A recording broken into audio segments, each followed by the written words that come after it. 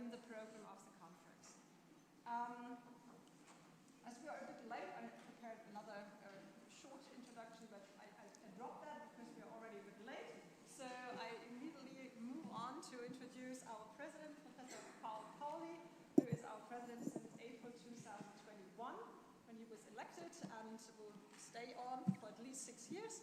And he has been a very strong force in pushing us joining CHARMEU, and also supports us, of course, now that we are part of the CHARMEU.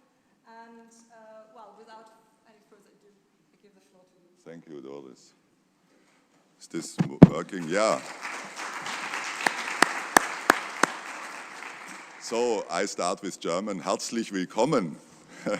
I hope you all understand this. Herzlich willkommen means really welcome by heart, and really we are happy that you are here. I would like to welcome especially Ms. Deber-Santon from the European Commission and our Mayor, Herr Schuchart, who will be also giving us a greeting, and they are virtually here. Dear rectors, presidents, as well as vice-rectors and vice-presidents of the various members and non-members university of the CHARMEU Alliance.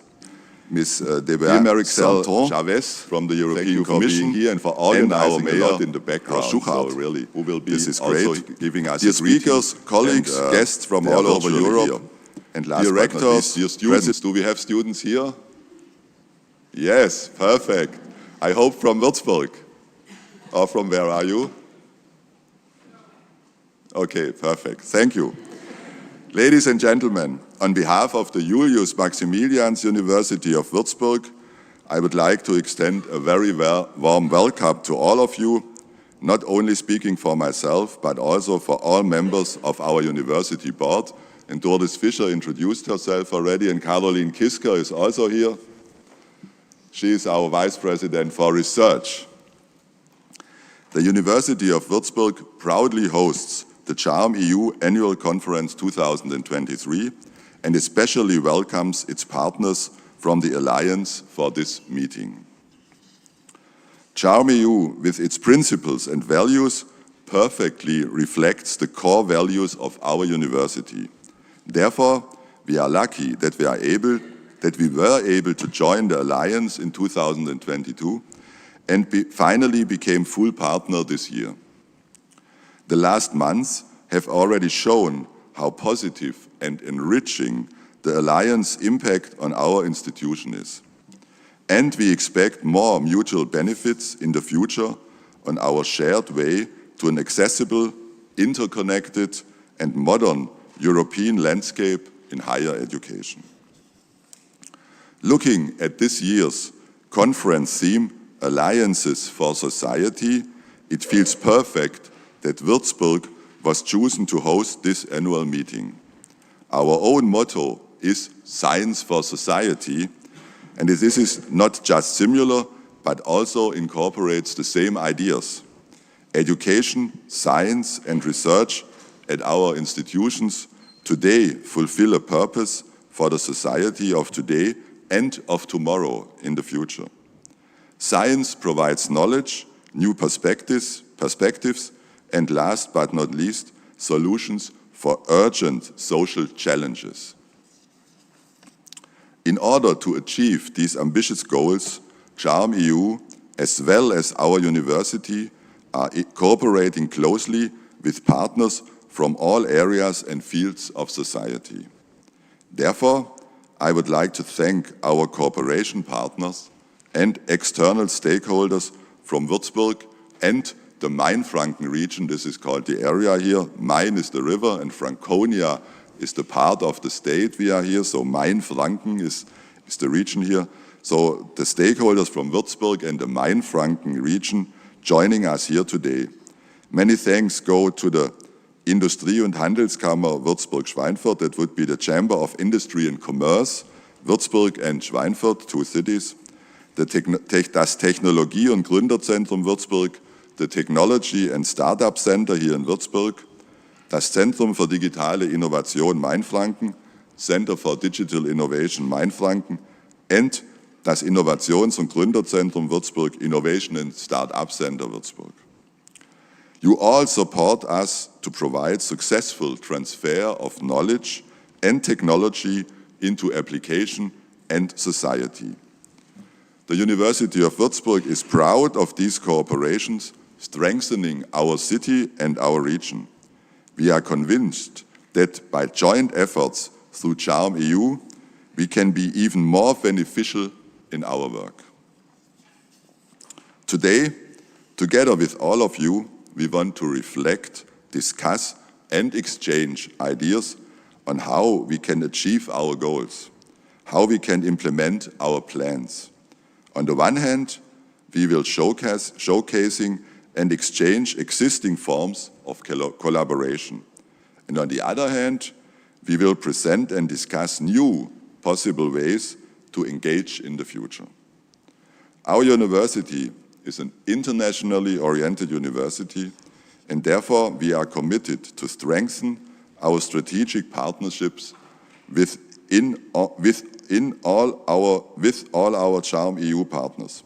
We think that this is especially important in the face of profound changes in and around Europe and the world.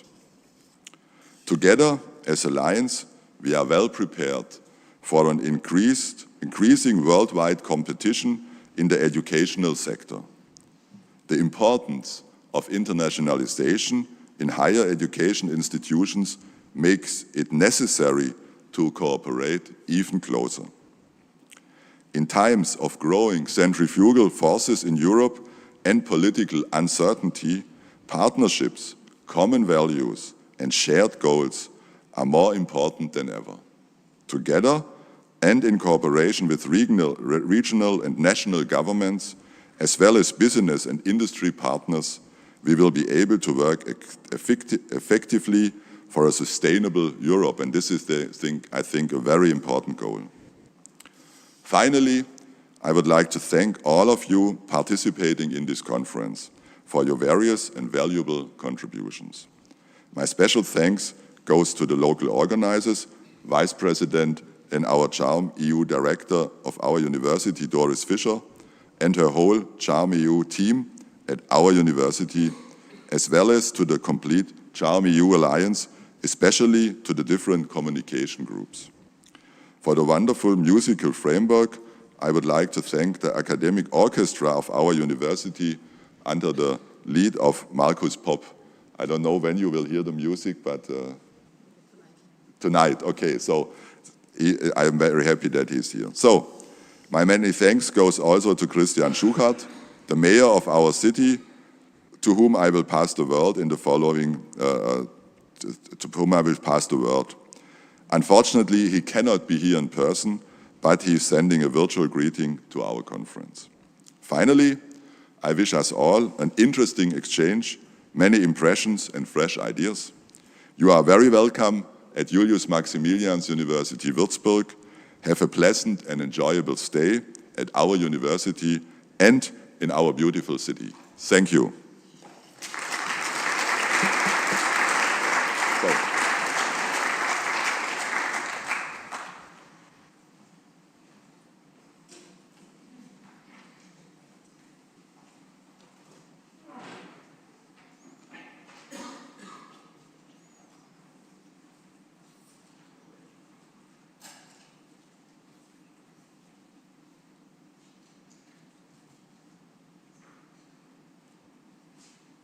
Dear ladies and gentlemen, especially Mr. Merit Chavez, the Alliance Manager of Charm EU, our President of our University, Mr. Paul Pauli, Mrs. Doris Fischer as Vice President responsible for the Department of International Relations, and alumni and Charm EU, the Director of our university. It's my pleasure to accept the gracious invitation and extend a warm welcome to you as mayor of the city of Würzburg for the annual conference of the Charm European University Alliance in Würzburg. First and foremost, I would like to emphasize how delighted the city of Würzburg is to have our Julius Maximilians University and join the Alliance early last year. The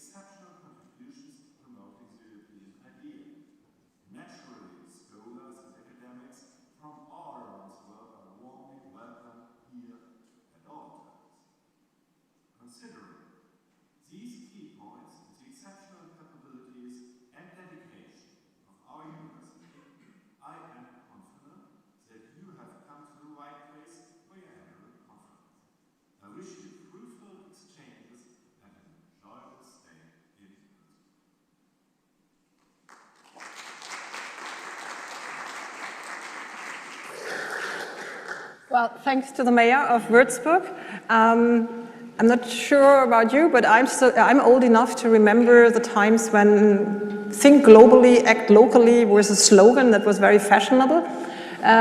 We actually have something in mind that goes beyond that, doesn't it? Because we want to we all think globally because we are dedicated to sustainability goals, but we want to act locally and also connect the different localities that belong to our universities. And so I think it was very good that we had both the president and the mayor here, at least representing the networks that we are building upon in Würzburg. Next, it is my honor to welcome Ms. Debier Santon. She will connect with us online live. She is from the European Commission, the head of the Higher Education Unit, Director General for Education, Youth, and Sport and Culture. And she is a perfect expert to provide us with insights from the European Commission's standpoint on how the European university alliances should influence and cooperate with societal stakeholders. Ms. Debier Santon, can you hear us? Is she already there? Yes. Oh, okay, yeah. Welcome. Can you hear us? Yes, I can hear you. Good morning, everyone. It's a real pleasure to be with all of you. So, dear mayor, rectors, presidents, vice rectors, presidents, academics, students, cities, companies, all involved in CHARM-EU and other European Universities Alliances. It's always a pleasure for me to participate in the CHARM-EU annual conference and to witness the great progress that is being made in transforming the way you teach, the way you learn, and do research. As a flagship initiative of the European Strategy for Universities presented last year, the European Universities Initiative is about transforming the higher education landscape in Europe. So you are leading the way towards the universities of the future, promoting European values and identity, and revolutionizing the quality, competitiveness, and attractiveness of European higher education. And this transformation, performed by currently 50 European Universities Alliances across Europe, has numerous impact on our societies and the potential to do even more in the future. So let me mention a few of them. First, they contribute to bringing talents to regions and cities with the involvement currently of more than 430 higher education institutions in 35 countries. And next year, we expect to have at least 60 alliances involving 500 higher education institutions across all parts of Europe, meaning not only in capitals, but also in rural areas. And our objective in the midterm is that 50% of the student body can benefit from exchanges between partners of alliances and beyond. So how do they do that? Well, if I take the example of CHARM-EU master's degree in global challenges for sustainability, it proposes a model that could inspire many other higher education institutions by embedding mobility in the curriculum through a comprehensive mobility matrix with a hybrid design for students and academic staff mobility. I could also give the example of UNITA, European University, that promotes new forms of student mobility, including rural mobility. It offers internship opportunities to carry out in companies, in municipalities of rural communities in Portugal, Spain, France, Italy, and Romania. The program aims to create new synergies in education, research, and innovation, developing entrepreneurship, and producing a net positive impact on rural areas across Europe. Now, the second point is that alliances develop skills that are relevant for society now and in the future. And this includes green and digital skills, for example, for graduates, but also for lifelong learners. Here again, CHARME joint master's degree in global challenges for sustainability offers students opportunities to acquire advanced knowledge of sustainability by addressing global challenges and working on the sustainable development goals in transdisciplinary and intercultural teams. And that's very important to prepare the graduates for the future jobs. We don't know all what the future jobs will look like, but what we know is that it's important for students and future graduates to be able to work in these transdisciplinary and transnational teams. I could give also the example of the Eurotech micro-credentials that allow to expand professional skill sets for graduates, but also professionals, supporting lifelong learning and upskilling opportunities in various technical domains, including artificial intelligence, production engineering, data science, leadership in technology, cybersecurity, digital health, for example. The third point is that alliances are bringing innovation to regions, cities, and their socio-economic actors. Currently, the 50 European Universities Alliances are working closely with 1,700 cities, regions, companies. And we are very pleased to see that CHARME contributes to that, for example, by organizing the Water for Future hackathon, where around the main theme Water and City, where then students have the opportunity to work across countries and disciplines together with cities and companies to imagine new innovative solutions. I could take the example of Ulysses, that has 6 innovation hubs within the European University Alliance, and they have a hub in each of their member university on energy, transport, mobility and smart cities, aging and well-being, etc. And they are working with their regions and cities on addressing local challenges connected to their local needs around each partner and consolidating their innovation ecosystems. The hubs are offering living labs, incubators, open classes. If I take the example of the artificial intelligence hub, they want to exploit the emergence of artificial intelligence innovation, such as machine learning, deep learning, etc. And they really encourage students to participate in business cooperation and to explore models of cooperation within artificial intelligence business ecosystems. Fourth, the deeper transnational cooperation put in place by European Universities Alliances foster the sharing and protection of common European values such as academic freedom, peace, fostering a stronger European identity. For example, the Circle U European University Alliance has created a knowledge hub on democracy where they examine alarming trends in parts of Europe and elsewhere, and where democratic values are undermined, and they develop strategies to strengthen democracy and civic engagement with all their students and staff across the partners of the Alliance. Last but not least, alliances play also an active geopolitical role that has an impact for society. For example, by taking an active role in supporting Ukraine to reshape its higher education sector, with more than 24 Ukrainian universities associated in 19 European Universities Alliances. I could continue more and more, but what I would like to tell you is that it's no surprise that this initiative is at the core of the European Commission priorities. The European Universities Initiative is among the few ones to be mentioned in the mission letter of our new commissioner, Ms. Iliana Ivanova, responsible for education, research, and innovation.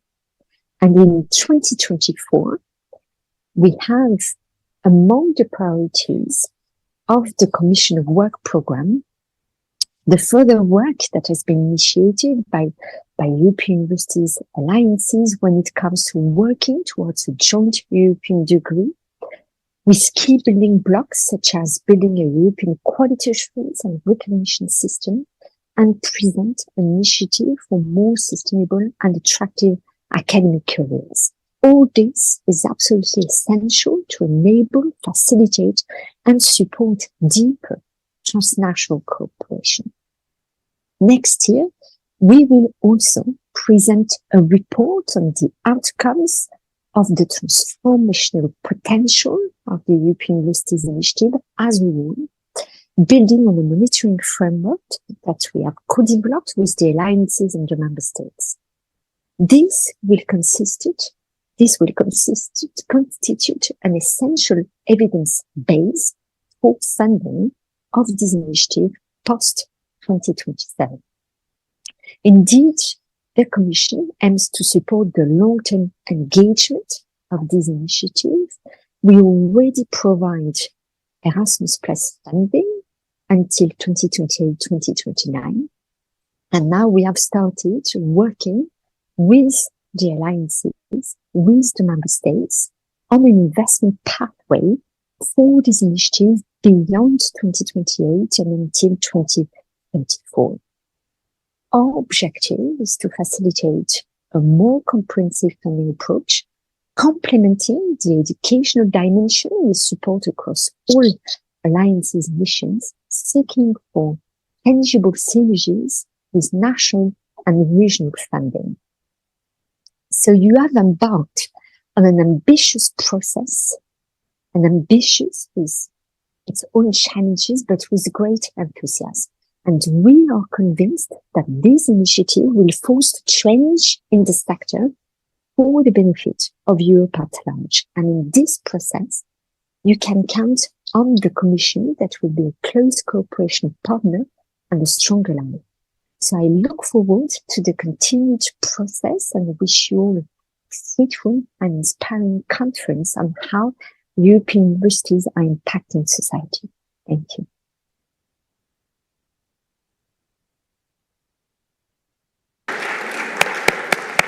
Thank you very much, Ms. Debier-Santon, for your input. That will give us a lot of food for thought for the next sessions for discussion. And we continue now in a good tradition of alliance conferences, because we will have a panel of participants from other alliances to share their experience with us. And the session will be hosted by my colleague, Gilles Soubre from the University of Montpellier. He is himself also director for University of Montpellier for CHARMEU. He is also a professor of pharmacy. And the topic of the session will be European Universities and Service to Society, conceptualizing the third mission of alliances. We have agreed that I introduce him and that he introduces his panelists. So thank you for that.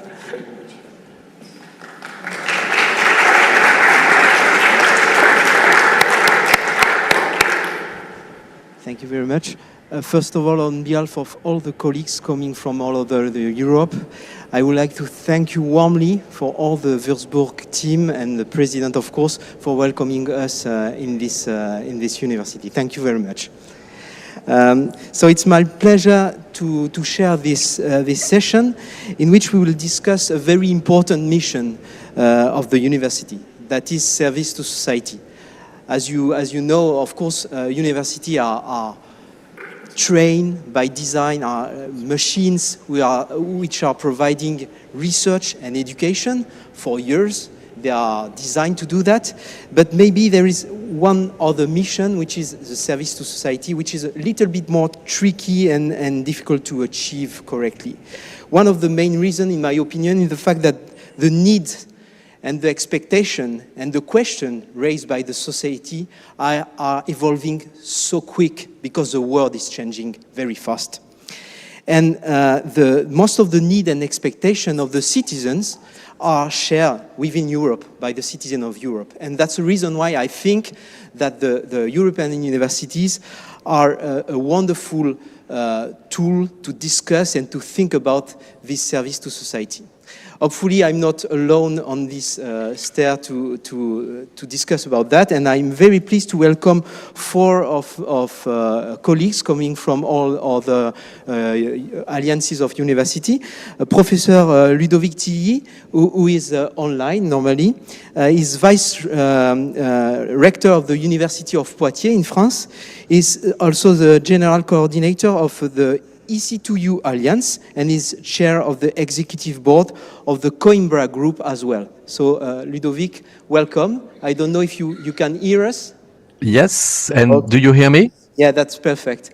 Excellent.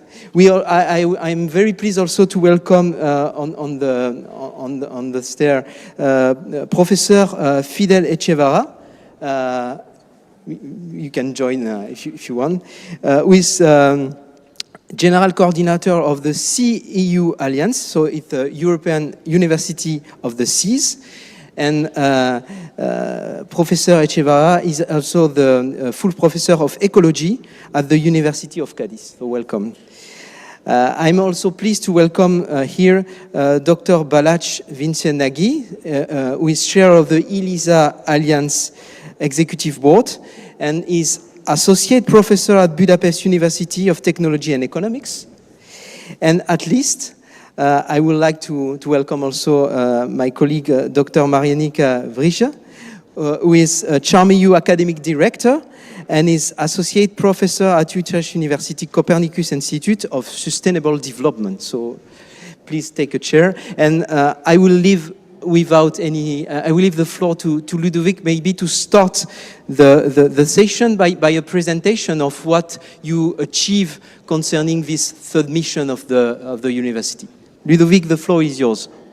Thank you very much, Gilles, and thank you to all the colleagues from CharmEU for this invitation. I'm really sorry I cannot be with you in presence, and I would like as well to apologize to the panel colleagues because they did the travel, but I was really not in capacity to join you. I'm very sorry. And as you probably know already, CharmEU is I would say a special alliance to me for many reasons. One of them being that actually it's composed of many Coimbra Group member universities, and being the chair of the Coimbra Group, this is of particular importance to me. But as well, as you will see in my presentation, the CharmEU Alliance is actually also very, very close to the EC2U Alliance. I meet quite often colleagues from CharmEU in different meetings in Europe, and in particular, I would like to say a quick hi to Merichel. And we repeatedly say actually that EC2U and CharmEU are sister alliances because we have so many in common. And hopefully I will demonstrate that we have a lot in common. I will not use slides, but I will try hopefully to demonstrate how the EC2 Alliance has been, like the CharmEU Alliance, very, very strongly committed to this link with society. Maybe I could start by saying, well, the name of the Alliance is saying a lot already. EC2U is the acronym for European Campus of City Universities, which means that we are really putting at the very heart of our University of the Future this idea that in particular when we have a mid-sized city where there is one, or if not one, a major university which is a long-standing university existing for centuries and has developed this synergetic approach with the municipality, we have, I would say, no choice but to cooperate strongly with the municipality and the citizens. And this is this concept which is again at the very heart of the EC2 Alliance. And I know that as well there is a lot in common with the CharmEU concept as well. Very quickly to remind you that the partners of the EC2 Alliance, we started with 7 universities. The coordination is in University of Poitiers in France. We have also the University of Coimbra in Portugal, University of Salamanca in Spain, Pavia in Italy, Jena in Germany, Iași in Romania, Turku in Finland. And as you can see, these first 7 universities are all Coimbra Group. So that's also something in common with the EC2 Alliance. Since less than a week now, we have started our new funding period, what we call the consolidation period, and we have welcomed a new university, which is the Johannes Kepler University of Linz in Austria, not a Coimbra Group university, and we will soon have a 9th university joining us. So these are, let's say, the full partners, as we usually say, but we have about 30 associated partners, and in the new funding period we will have 60, and from the beginning we have actually the municipalities on board, and this will be the sort of guiding line of my presentation today. We have also in the new period some very large-scale international private industry, private companies, but I will not focus too much yet on this aspect. Like CharmEU, we are also SDG based. We have decided to focus on 3 SDGs during the pilot phase. The number 3, good health and well-being, the number 4, quality education, and the number 11, sustainable cities and communities. Of course, the link is very natural. And for the new funding period, we have a new SDG in addition, which is the SDG 16, peace, justice, and strong institutions. And as you can imagine, it is particularly relevant in the current international and European context. Among the different results, we have created what we call the EC2 virtual institutes, which are sort of laboratories without walls, which are spread over the whole pan-European campus. And in this context, this virtual institute, one for each of the SDG, they are gathering teams of teachers, researchers, innovators, students around the so-called SDGs. In particular, we have opened 3 SDG-based master program, and that's again another commonality with CharmEU. In our case, it's 1 master program per SDG, the first 3 ones, and we will soon open a new master program on the SDG 16, peace, justice, and strong institutions. So that's, let's say, the education part of the virtual institute. The R&I part and the link with society is related as well to the research, and we have a lot of research projects, and I will mention a few ones in a minute related with this link to the municipalities. Actually, coming to this link with municipalities, I would like to exemplify this very strong synergy that we have created with the municipalities. Maybe some of you could follow online, or maybe were even present at the Forum of the Alliances in Barcelona 2 months ago somehow, and actually in the plenary session where there were representatives from the society, we were actually very pleased to see that the representative from the University of Coimbra was invited by the Spanish presidency, and they showed actually how EC2U is promoting this link with municipalities. So it seems to be now quite recognized added value that we have brought with this EC2 Alliance. So maybe starting by the fact that the municipalities, which are all associated partners, they are present at all the EC2U events. In particular, we have a forum every 6 months that was organized at each the member universities, and they were always present because they are part of the governance. They are in the so-called plenary council where they have each a representative. And this really led to a constant dialogue with them and to concrete actions. For instance, we have developed with the municipalities what we call the EC2 think tanks.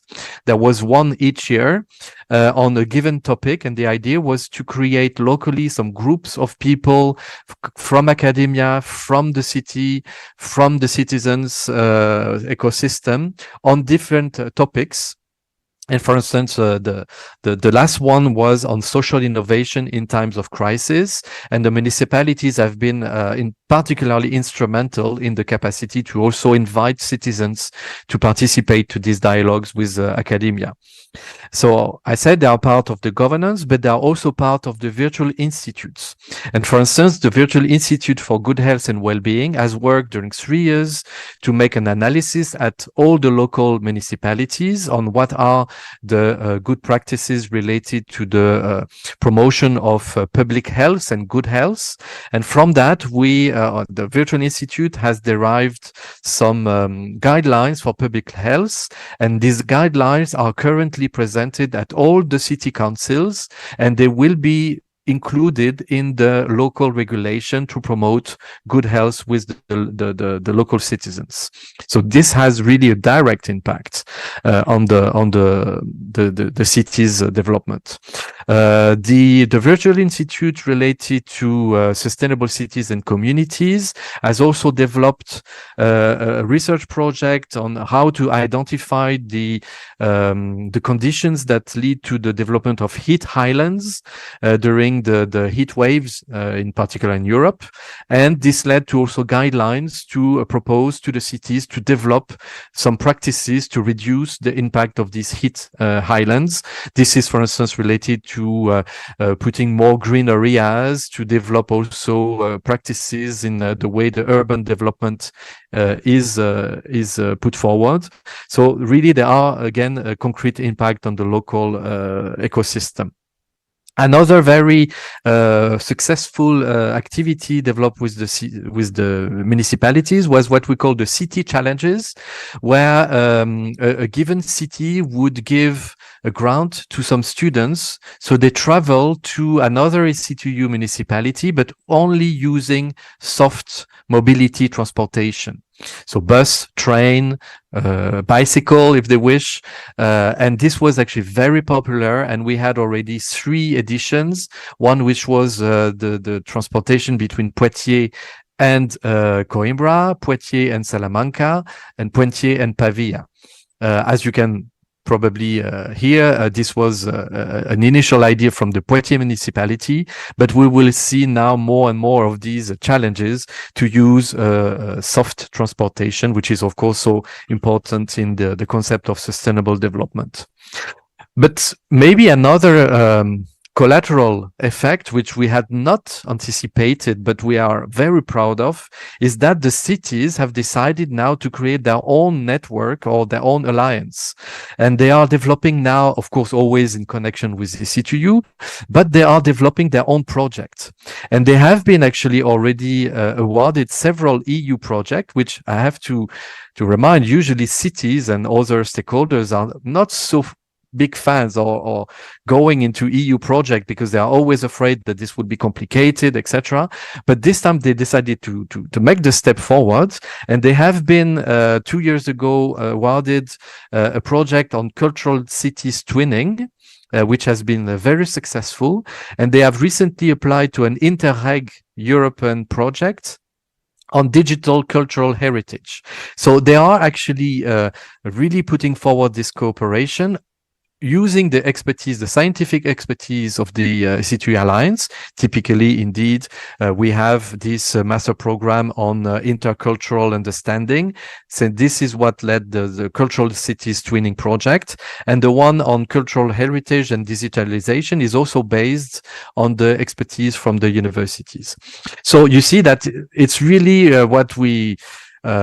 this is really the best we could anticipate, that they've now decided to have their own alliance, if I may say. But of course, they when we contacted them to know if they were willing to continue this challenge, this endeavor with us for the new funding period, they immediately responded positively, and they are again associated partner during the next period. So these are just a few examples to show that it's really possible to work at the level of an alliance with also a network of municipalities. Thank you very much for your attention.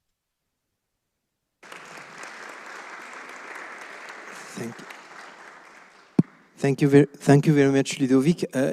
We're going to take a question after the four speakers. So I will leave the floor to Professor Fidel Echevarria. Yeah.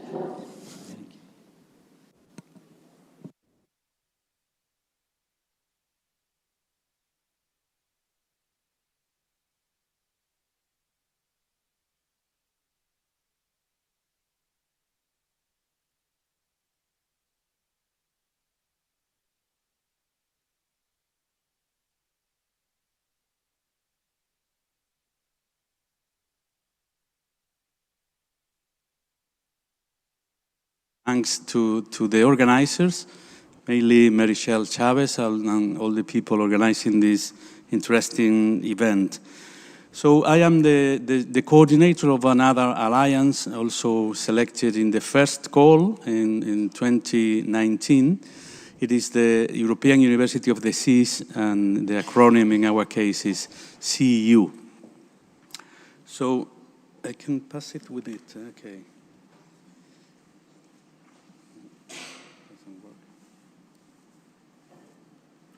Yes. Can you put it? Okay. Yeah, as I said, we started in 2019 for 3 years in the first stage, and now in January this year we have begun the second stage of our alliance. So the CU includes 9 universities. We were 6 in the first stage.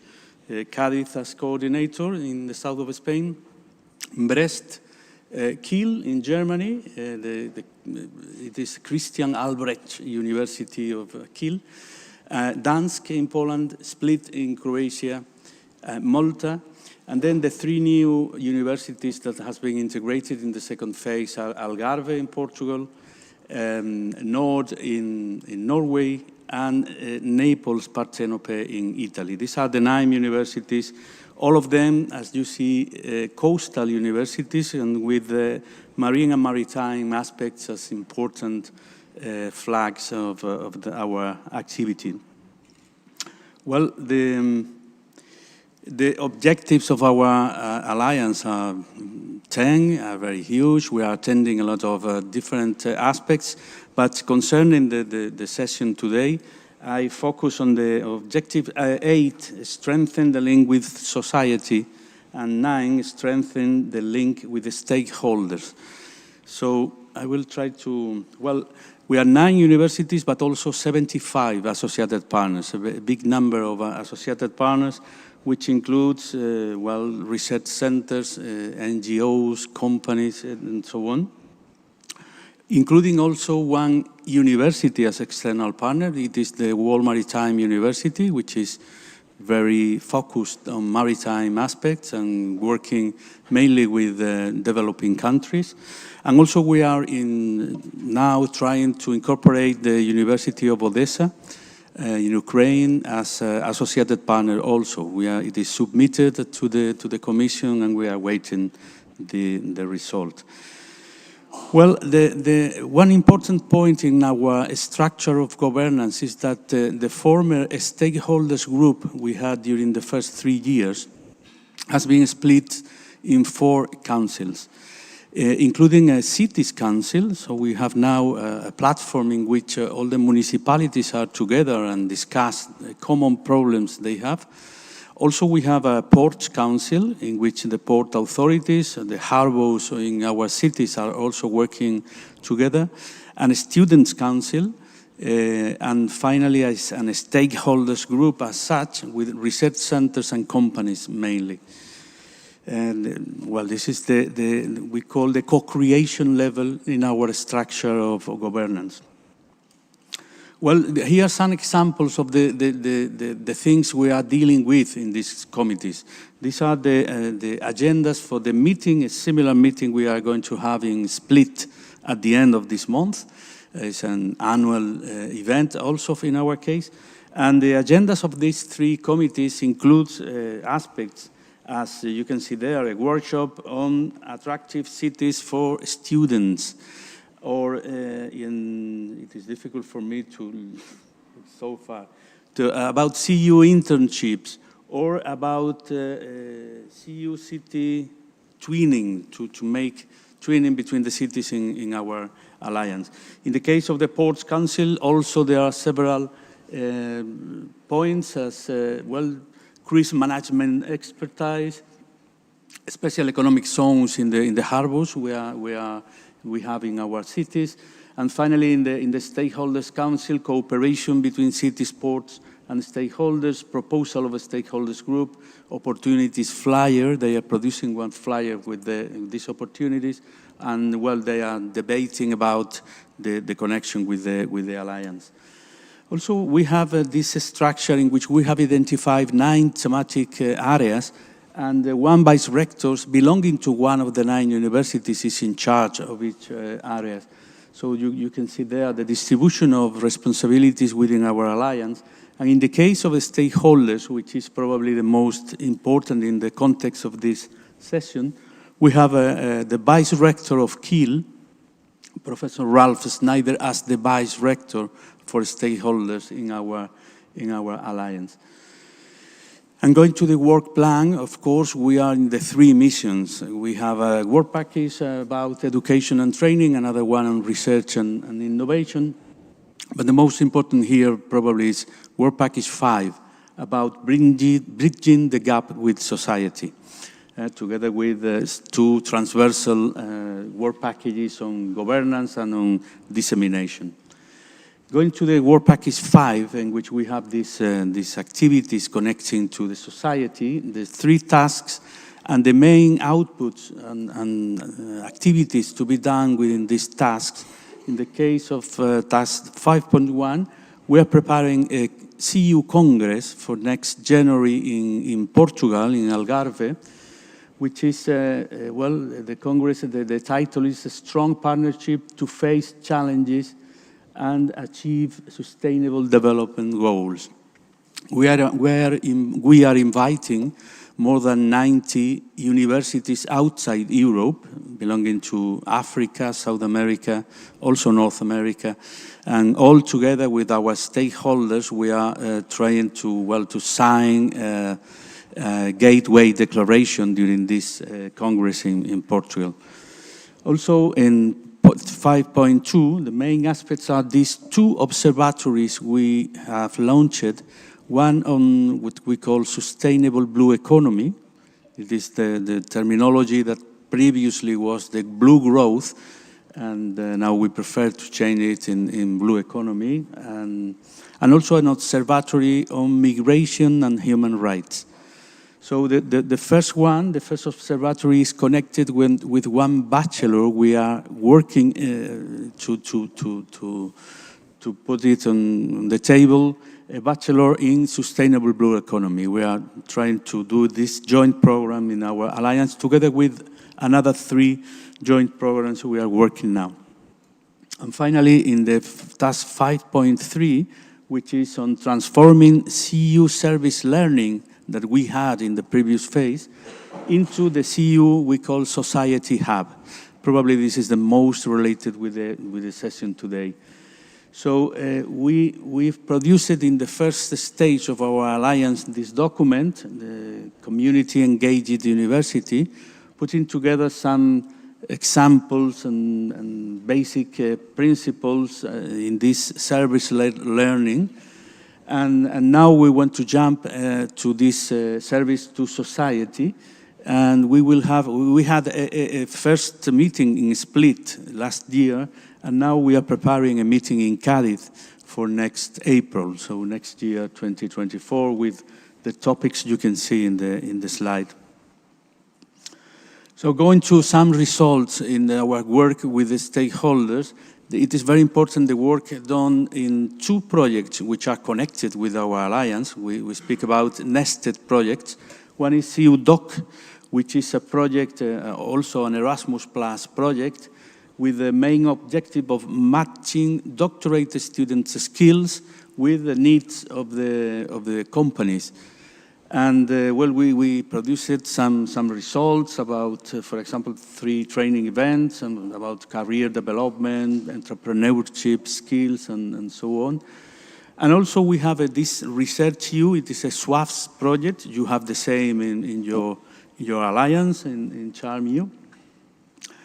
Several results of this project has a lot of, importance, I think, in the context of this meeting. For example, we produced this book, Strategies of Stakeholder Engagement, with a mapping and analysis of approaches and strategies within the alliance. And also we have launched a lot of other initiatives about civic engagement, marketplace tools, innovate hubs, transformation labs, citizen science. We have done several activities in this, open science, and CU Academy, and so on. Also, for example, this spin-off competence lab, which included several webinars about different aspects, including, for example, intellectual property rights and so on.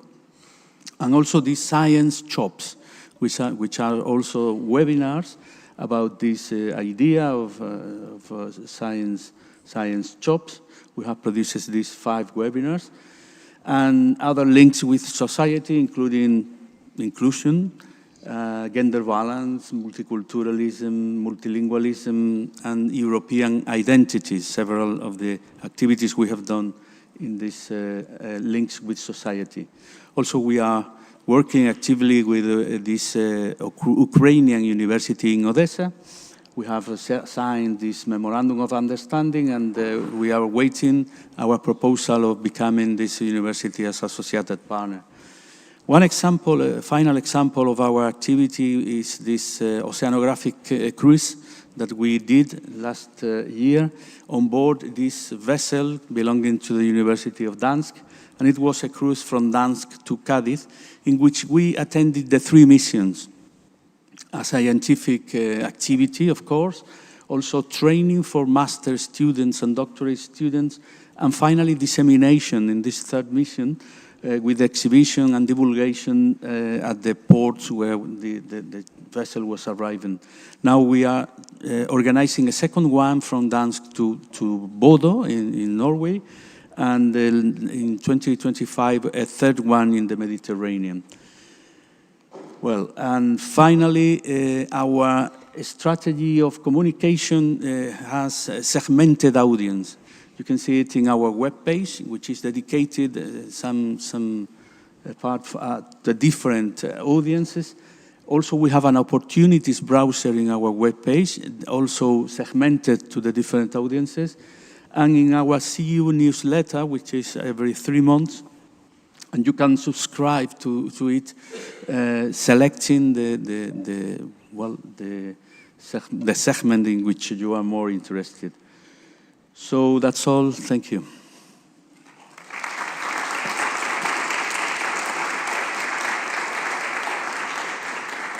Thank you very much. I will leave now the floor to the next speaker, Dr. Balázs Fincsen-Nagy.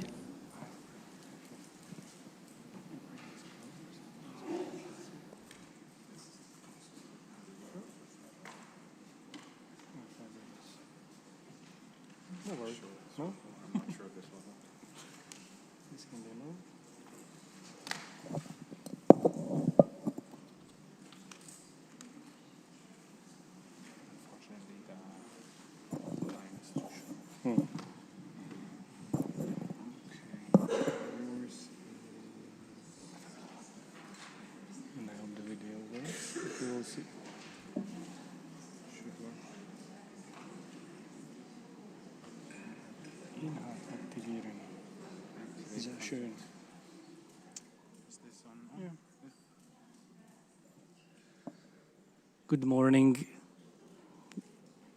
1, 2, 3. It's working. Okay.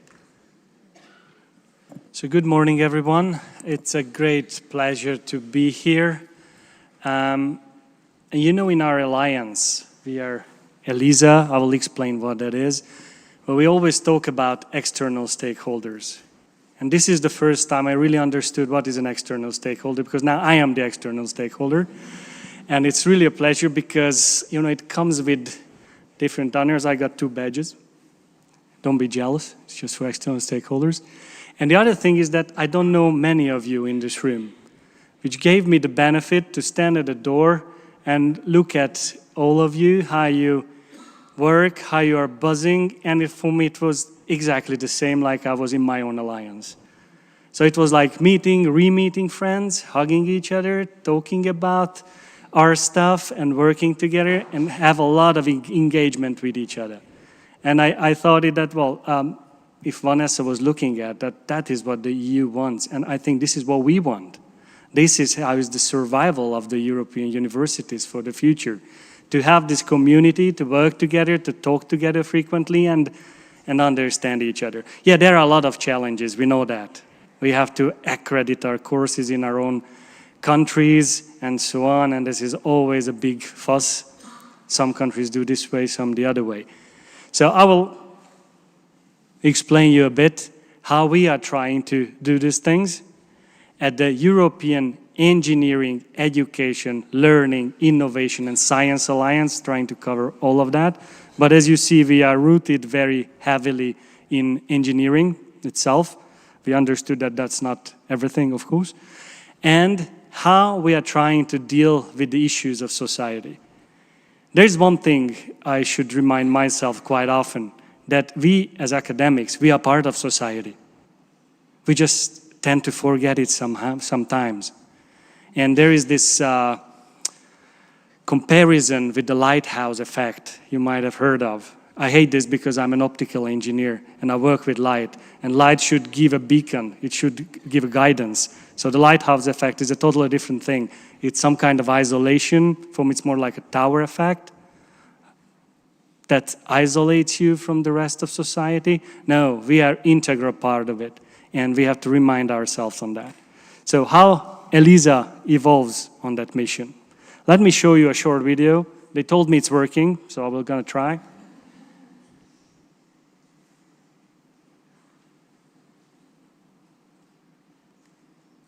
But it's not. Right click play. Okay, right click on it. I will show you anyway, don't worry. Worst case, we go to YouTube.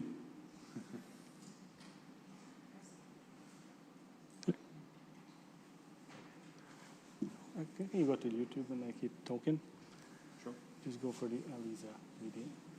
Okay, my colleague will help on that. So I will tell you the story behind afterwards, but I will give you a short introduction of how ELISA was born. It's also a very long-term project. We had this collaboration of different universities getting together to do short courses in the last couple of decades. And when we saw that there is a bigger intention from the European Commission to get us together and create our joint work, we were happy to jump on this boat, train, we don't have too many sea universities, and start work things together. I think it's gonna work. So, mostly we are engineering universities. I will skip that slide afterwards. Some of them are polytechnic, pure engineering universities. My university is from Budapest, from Hungary. We are also dealing with economics, natural sciences, a bit of psychology, but necessary a little bit of humanity only. There is the Istanbul Technical University who works with the core, with the music education, but we have comprehensive universities as well. For example, the one from Germany, from Nürnberg-Erlangen, that works with medical aspects and also humanities too. So we understood that engineering is not a single discipline, it has to be interdisciplinary. But how this can serve society specifically? We believe in a bottom-up approach. And the bottom-up, does it work? This one? Okay, just a sec. So the bottom-up approach means that academics, researchers, and most importantly, students get together and form specific area of communities. And these communities have to be related with the societal challenges as they are defined by the UN. And we can think about a little bit beyond of that, because UN thinks until 2030, we won't want our alliance to last much more longer than that.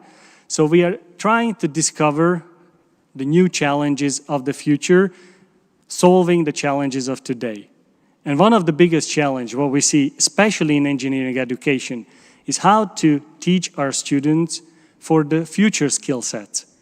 And this is not trivial. We know the different reports, how many jobs will be eradicated in the next decade because of the technological advances. So we have to set our students on a mission that they understand, first of all, that there is the concept of lifelong learning, that they have to keep re-educating themselves worldwide and throughout their life career. But also today we have to give so strong fundamentals to them that can be built upon.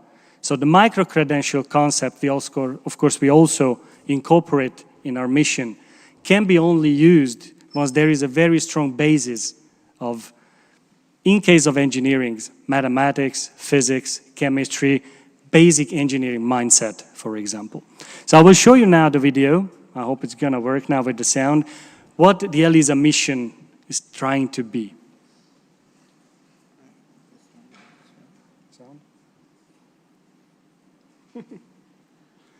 Okay, I will have to narrate it.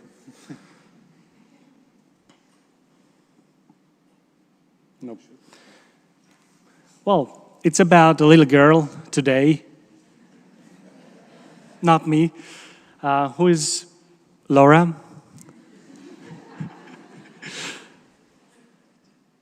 We have the subtitles, that's great.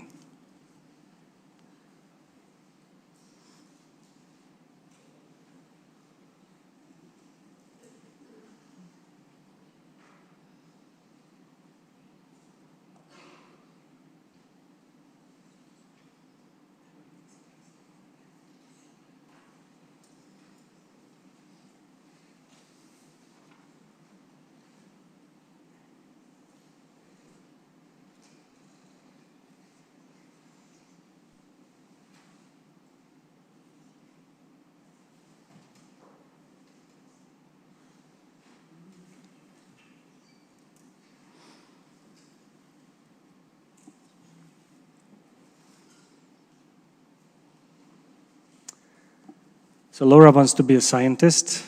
She's dreaming on that. She wants to deal with the challenges of society today. And what she understands about it, that she has to go to university, and she has to transform the university together with the people of the university. So we believe in co-creation of knowledge,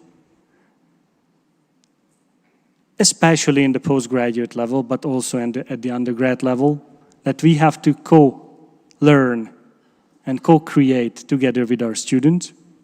It's much nicer with the music, by the way.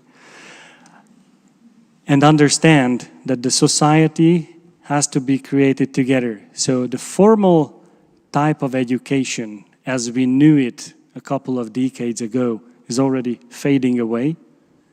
And today, education should be a common place working with each other. And the students are a very important part of it. So I used to hold lectures like this size of rooms. I never give a lecture like this talking. We always give lectures going around, talking together with the students, trying to understand what they understand from what I'm trying to give them, asking for their opinion. Of course, they are very fast nowadays. They have their cell phone in front of them and they challenge me all the time. Sorry, professor, but you said that wrong. YouTube says different, or Wikipedia. I love that because when they do the presentation, I do the same. Check my own.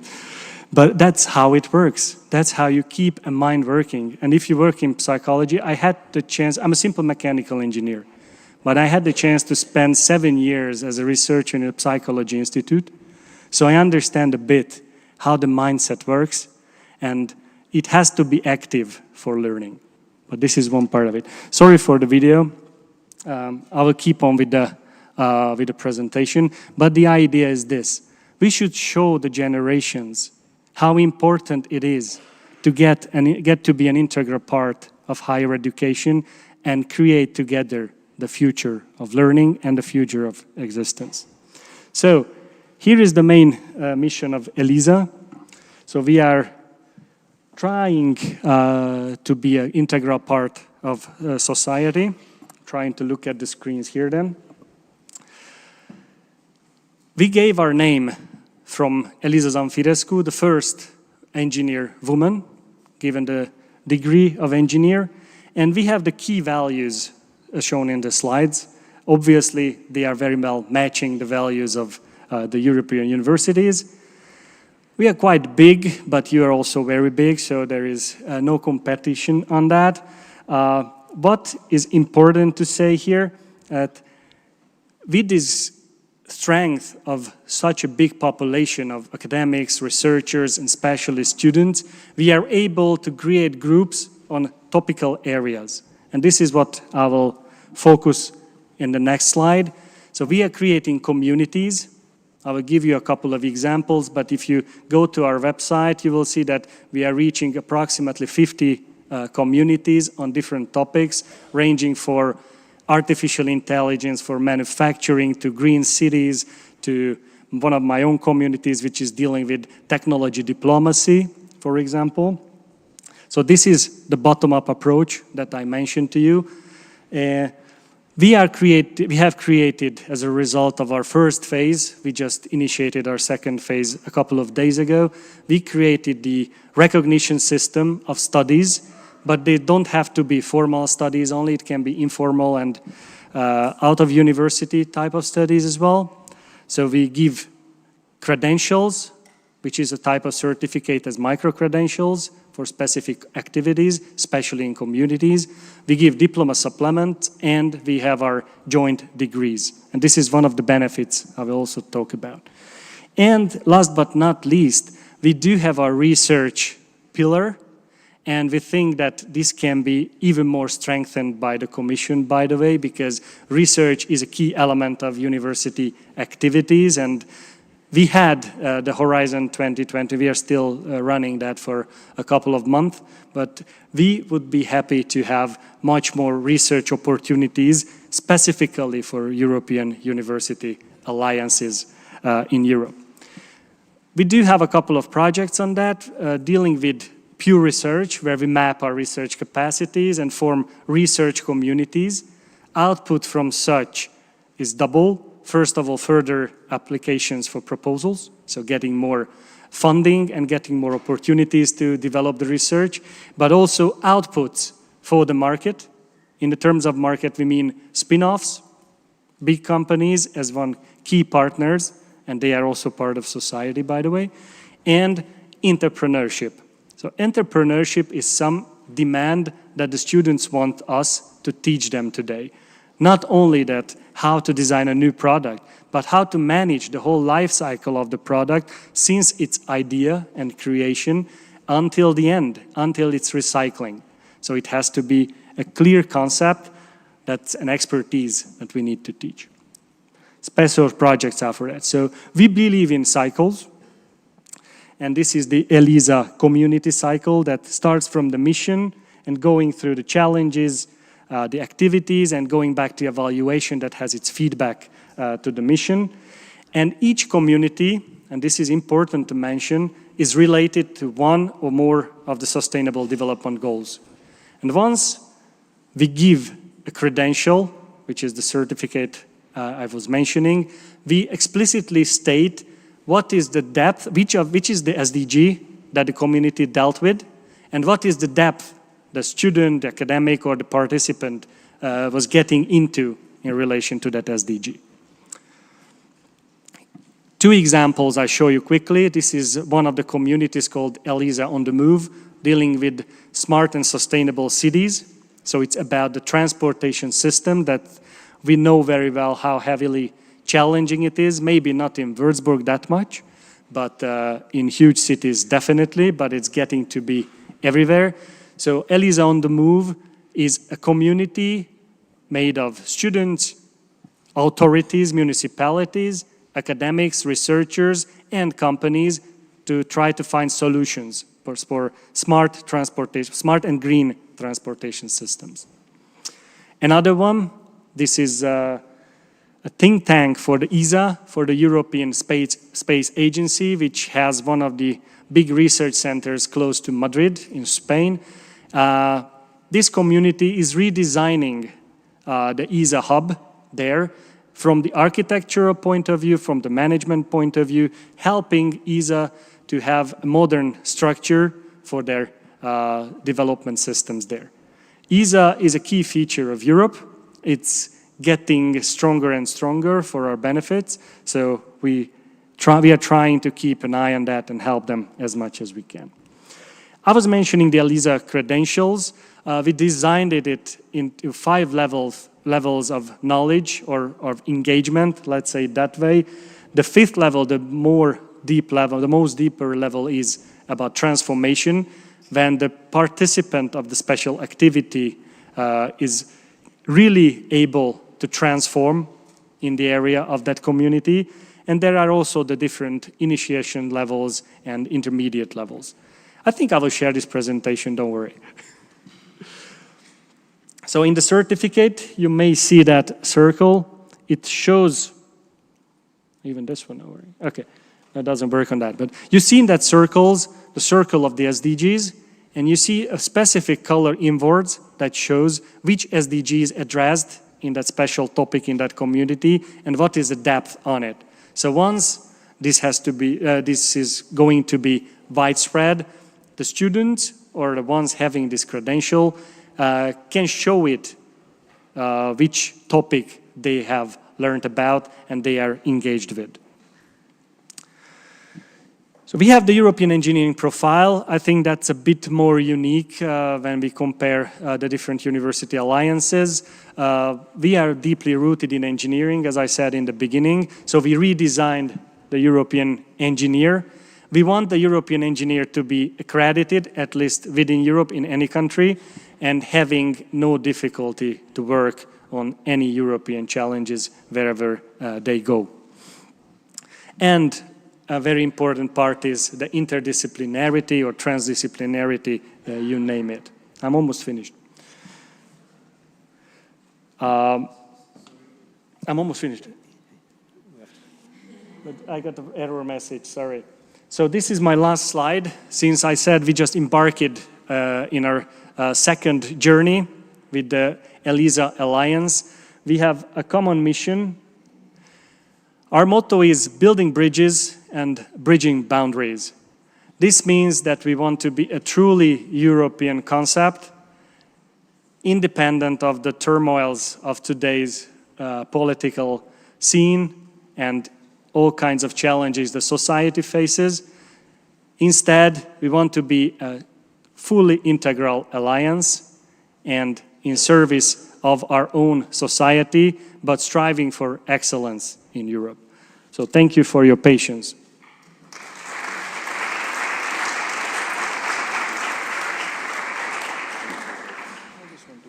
Thank you very much. We move to the last speaker. So we can welcome Mariannika Virga.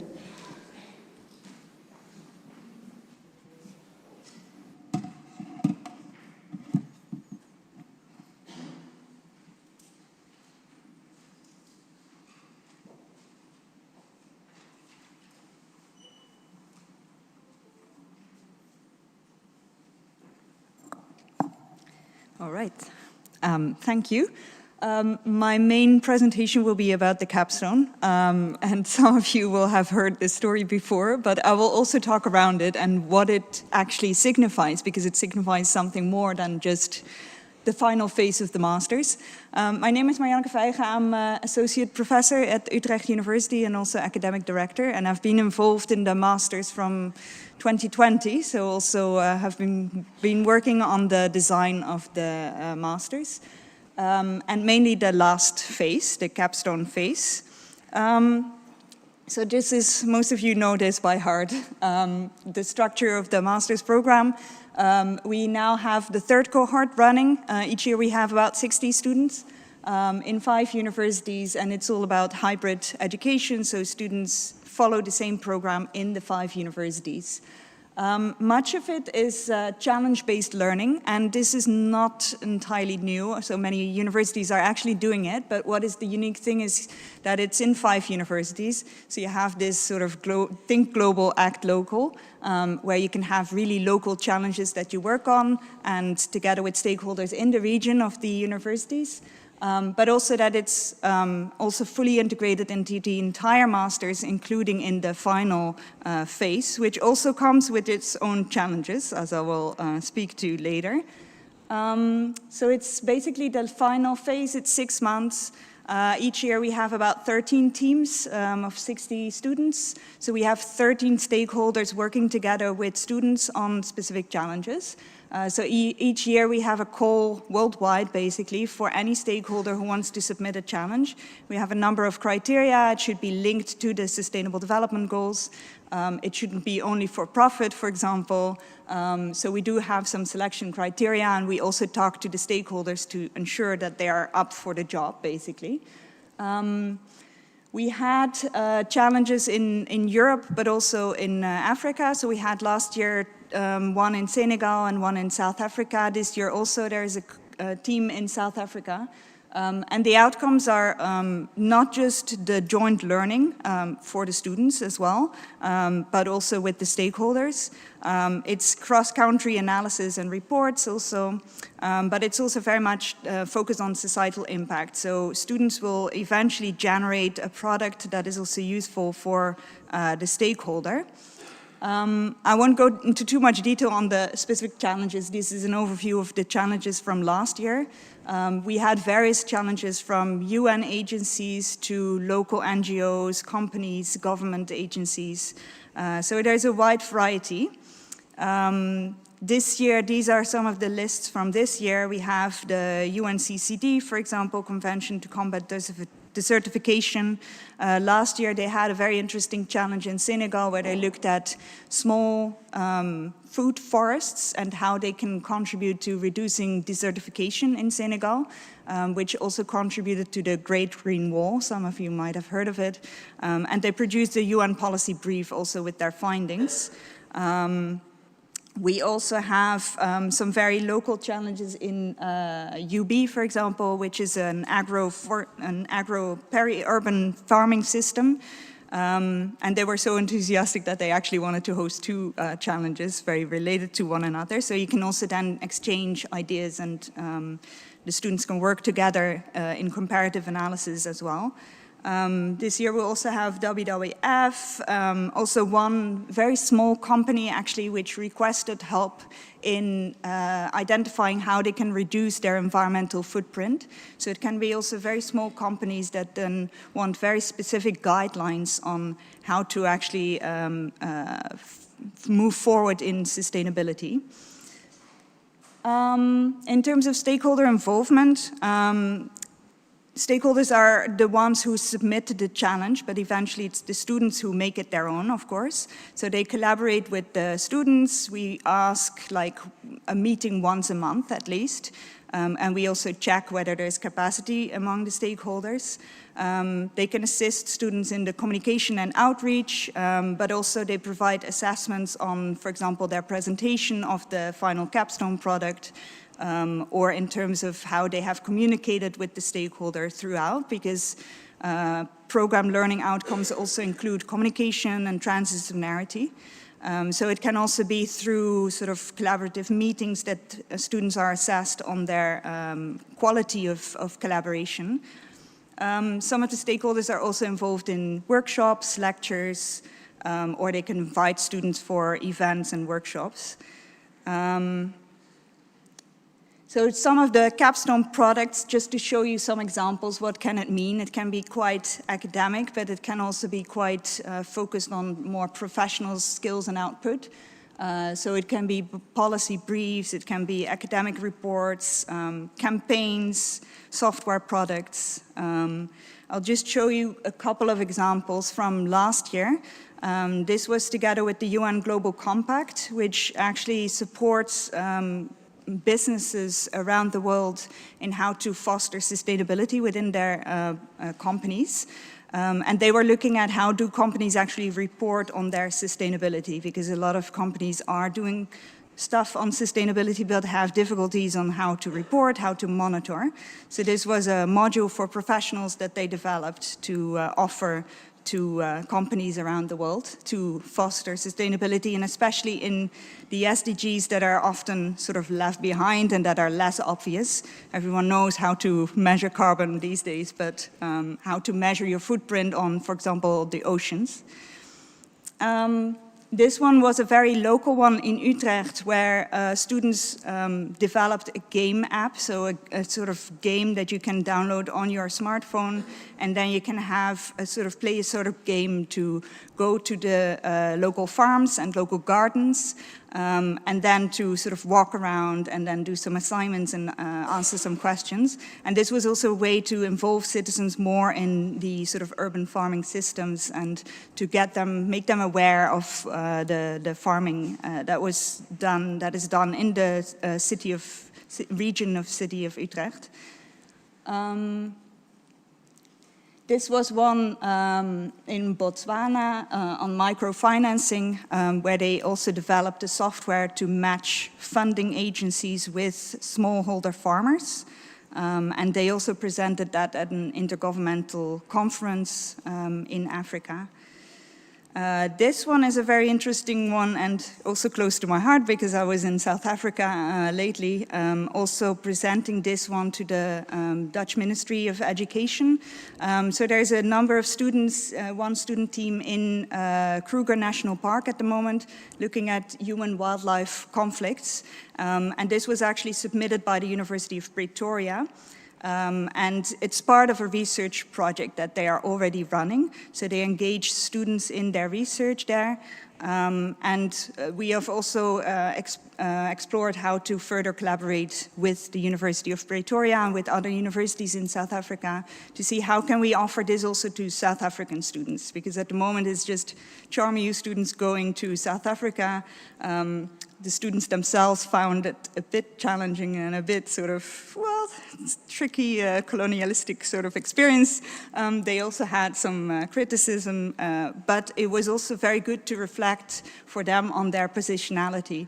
And the University of Pretoria is also keen on looking at how can we further expand this, not just hosting 6 students each year, but also offer it for South African students and also use it as something to leverage something bigger, so to gain experience in challenge-based learning, but also in the transdisciplinary approach, because this concerns a local, very local research station, a sort of satellite campus by the University of Pretoria in Kruger National Park. And at the moment it's just focused on, it's actually done by the veterinary medicine faculty. So it's very focused on veterinary medicine, but they're also keen on exploring how can you build it into something bigger that can then bring science and education and training to communities in Kruger National Park, and then also directly sort of collect challenges from the ground and work on that with researchers also who regularly visit that research station. This session was also about not just showing success, but also what kind of experiences do we have and what kind of challenges are we facing. And I'm happy that it's now seen also by many as a success, but it was also very challenging. So one of the things that we found challenging is also how to co-define challenges, stakeholders and students. Eventually, number one priority is to offer good education to the students, but then of course you also want to combine it with societal impact. And sometimes stakeholders have a bit of a high expectation on what students can deliver, and that cannot always be met. So how do you then sort of define that? Intellectual property rights might be an issue. We want to have everything open access, so we should be very upfront about that. So some companies might not be interested because then they share everything that they own, basically. We currently have a second capstone cohort running, And we now have initiated sort of voluntary agreements between the students and the stakeholders, because last year we felt that students were missing that and students were asking for it, but we can't provide legal contracts to the stakeholders. That would make it too sort of administratively cumbersome. So now we have sort of voluntary agreements, at least statement of interest and commitment, which can help to sort of manage expectations. We were dealing, of course, with very different procedures, regulations, norms in the 5 universities. And at some point it was also really sort of challenging to ensure what is actually enough to graduate, basically. What are the standards? And no one had done this before, this kind of challenge-based collaborative thesis that qualify students for graduation. So how do you actually define the requirements? That was a challenge. So we were sort of designing it as we went. Assessments are a very challenging aspect because you want to balance academic and professional skills. And it's team-based, so how do you then assess individuals?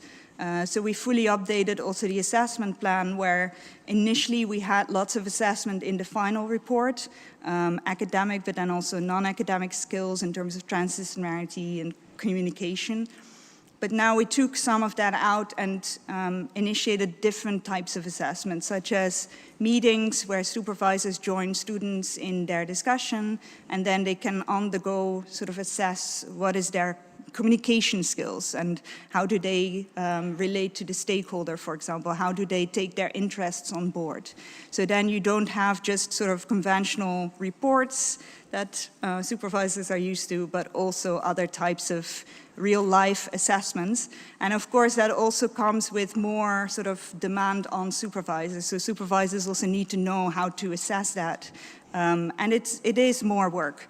So supervisors are quite involved in the team, in supervising them, but also they need to sort of manage the expectations and engage with the stakeholders. So it's pretty time and resource intensive. And we're also looking at how can you actually increase efficiency in this type. And of course, the first part was really sort of very time intensive because you also were still designing it, and that sort of, at the moment it runs pretty smoothly, but it's still sort of a challenge in general, I think, in challenge-based education and stakeholder engagement, also because you have multiple objectives for transdisciplinary education. Just a final slide on how do we actually bring this to something bigger, because it was also the joint degree masters was meant as a sort of pilot to test and to develop educational innovations, including such things as programmatic assessment, where you look at the continuous development of skills in students and academic as well as professional skills, and how do you measure those. But we're also expanding and strengthening our non-academic stakeholder network, develop modalities for education for professionals. So we're looking into how can we actually engage stakeholders even further in, for example, joint training sessions where they can join some of the workshops and some of the challenge-based education, and they can also get training on the job, basically. We're also looking at how to foster links between education and research. So we have had some successful linked research hubs where students were joining in research projects in the different universities, and then you can sort of connect those to gather more higher level insights. We are also working on a Marie Curie joint doctorate where we are drawing on the experiences from the capstone and especially the stakeholder engagement. And then students, the idea is that students work in teams together with stakeholders on very transdisciplinary research, which then also brings about not just a PhD thesis, but also a sort of societal product. And so that is sort of further gaining experience with that type of transdisciplinary research. And we're also looking at it from a sort of more critical social science perspective. Bert van der Brink is involved in that as well from a more philosophical perspective of what does it actually mean to engage stakeholders in the research, and how do you balance the different interests in, yes, addressing societal challenges, but then also having that sort of high quality research. And sometimes I also have experience with that. Is very difficult to balance, where stakeholders might have different perceptions on scientific integrity than scientists have. I already mentioned the exploration with the collaboration with the Global South, where we are looking into how to sort of offer the capstone as a separate module also for others outside Europe, so that you can have that Global South perspective as well. And the final one, the challenge-based learning platform. We were discussing that yesterday as part of the work package 15 of Charm 8, where we're looking at how can we build this into something bigger, where we have regional networks of each of the universities with transdisciplinary education and research, but then connect them in a way that stakeholders can also learn from each other. And that's what they were also asking for in the capstone. How can we actually engage even further to learn from each other? So yeah, big plans. And this challenge-based platform will also offer the opportunity for stakeholders to submit challenges, not just for the capstone, which we are already doing, but also for other types of research, other types of education that is already offered in each of the partners universities. So yeah, more to follow, but I'm happy to have a discussion now. Thanks.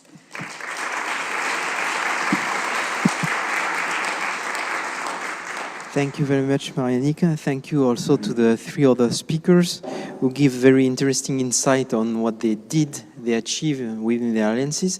So now that it's time for discussion, maybe I'm going to start with an open question. I was wondering how concretely you do the collection of the needs and the question of the society. How do you probe the society? So I've heard about think tanks, I've heard about meetings focused on SDGs, but also the system of having challenge driven by students that can be applied to needs for society. But my question is how to collect those needs.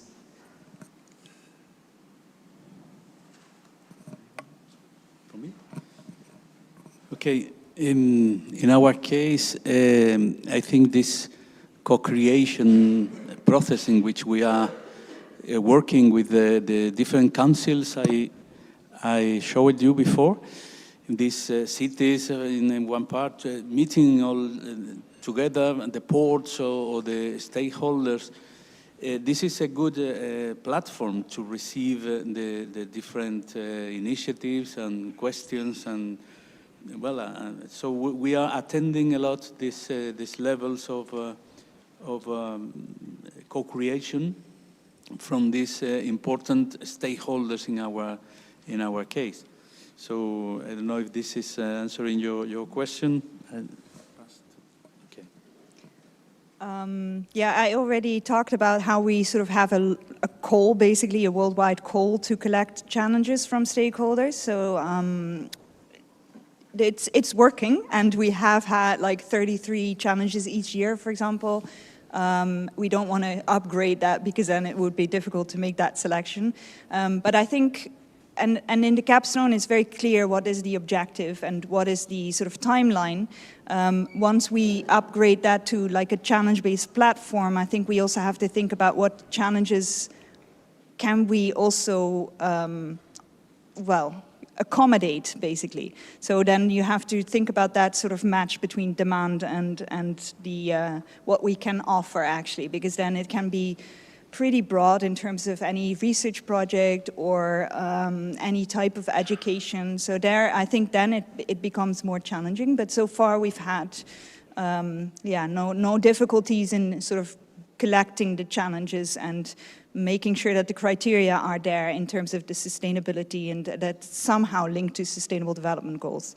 But you might run into challenges once maybe big companies that are not always very clean might submit some challenges. And we've had last year also a team saying that the stakeholder had very different ideas about sustainability than they had, and they also perceived that a bit as a sort of greenwashing. So you also have to see how do you cope with that, and then what is the role of the stakeholder in also assessing it, and what is the role of the supervisor in mediating those sort of different ideas and views? I think that's a great question, how we collect the challenges. We don't collect the challenges. We create the interfaces that the challenges find us. So while I see that throughout our communities, that we already work together with all kind of, once again, stakeholders of society, and we do have our strategic partners, we receive more challenges than we can handle. So it's really up to us to professionally and with a certain excellence, target the different challenges and try to focus on some of them. So I feel that it's much more important to create and maintain those interfaces for constant dialogue with the different members of society and of all the partners around us. And just one more thing, many challenges, they find us internally. We are very much open for challenges raised by students from their everyday life, from their part-time work, from their research interest. And a couple of our communities, they were born on challenges that the students were bringing up for us. So in my conclusion, if we are well incorporated in society, the challenges will find us. Ludovic, you talk about the interaction with the municipality. For example, could you explain us how do you collect the needs coming from those type of stakeholders? Well, actually, I think that the previous colleague has said a very important keyword, which is the interface. If we provide a space, and actually there are probably several ways to organize these interfaces, but if we have the right interface where this constant dialogue is possible, actually, indeed, the challenges quite rapidly come to us. And in our case, we have, let's say, several types of interface. The one that we have initially started in the Erasmus project of the Alliance, where those virtual institute, as I mentioned, because they're, by definition, they are built with a very strong connection with the local ecosystem, including the municipalities, but also we have the local ecosystem of all the socioeconomic world. And actually the researchers, the teams that are working in each of these virtual institutes are connected with the local ecosystem. So this dialogue actually makes it quite natural that some challenges come up very rapidly. I was mentioning, for instance, this issue regarding how to promote health in the public environment. This was actually quite naturally very rapidly on the table with the municipalities, because they are basically having these challenges. So some surveys have been developed for that particular case, where the municipalities were actually surveyed on what were the most pressing challenges they had with public health. And what came very rapidly is actually the aging, because the population in Europe is aging a lot, and also all the associated consequences with the COVID-19, because we were just in the direct follow-up consequences of this pandemic. The think tanks are another type of interface where we can not necessarily start with a very clear topic, or it can be a quite general topic, and actually discussing with all the stakeholders. Rapidly, we see actually some topics really popping out, and then they can be discussed in the virtual institutes. I wanted also to mention that, because I was probably too brief in my first presentation, that we also have a SWAFS project, which in our case is called Research and Innovation for Cities and Citizens. So again, we see this connection with the society. And in this, we had a work package which was called actually the Innovation Sphere, in which we have actually designed a space that we call the Lighthouse for Innovation, which is also a virtual space where we have connected with all the local stakeholders related to innovation in connection with the SDGs. And again, it is about this platform that we can create where you need first to build trust with the stakeholders, because they may indeed be interested initially in engaging with you, but they are not sure if you can really bring them what they need. So there is a whole period of mutual learning, mutual understanding on what can be brought by each of the partners on the virtual table. And once this first critical step has been reached, then you can really openly discuss with them what are the issues, what are the challenges you face, and how can we help you, and vice versa. They can also help us for some other types of challenges. So I think probably the key word here is really to provide the right interface, indeed, the right platform, and to create this trust which is needed to really put everything on the table. And I must say that, and this will be my final comment here, sorry to be long, with the municipalities, we had already gone through this first step of mutual learning and trust, because all the EC2U municipalities were actually signatory of what we have called in the Coimbra group the Poitiers Declaration, which is a sort of a framework where universities and municipalities have mutual interest in developing common policies. And I know that actually in the Charm EU partners, some have also signed this Poitiers Declaration, which is about fostering mutual policy and mutual understanding between the cities and municipalities. Thank you very much. I would like to discuss a little bit about the sentence global thinking, local impact. And I was wondering, in your opinion, what is the add value of an alliance to talk with the society and the stakeholders compared to the direct interaction of a local university dealing with the local authorities, publics, and so on? So it joins the last comment of what you said, Ludovic.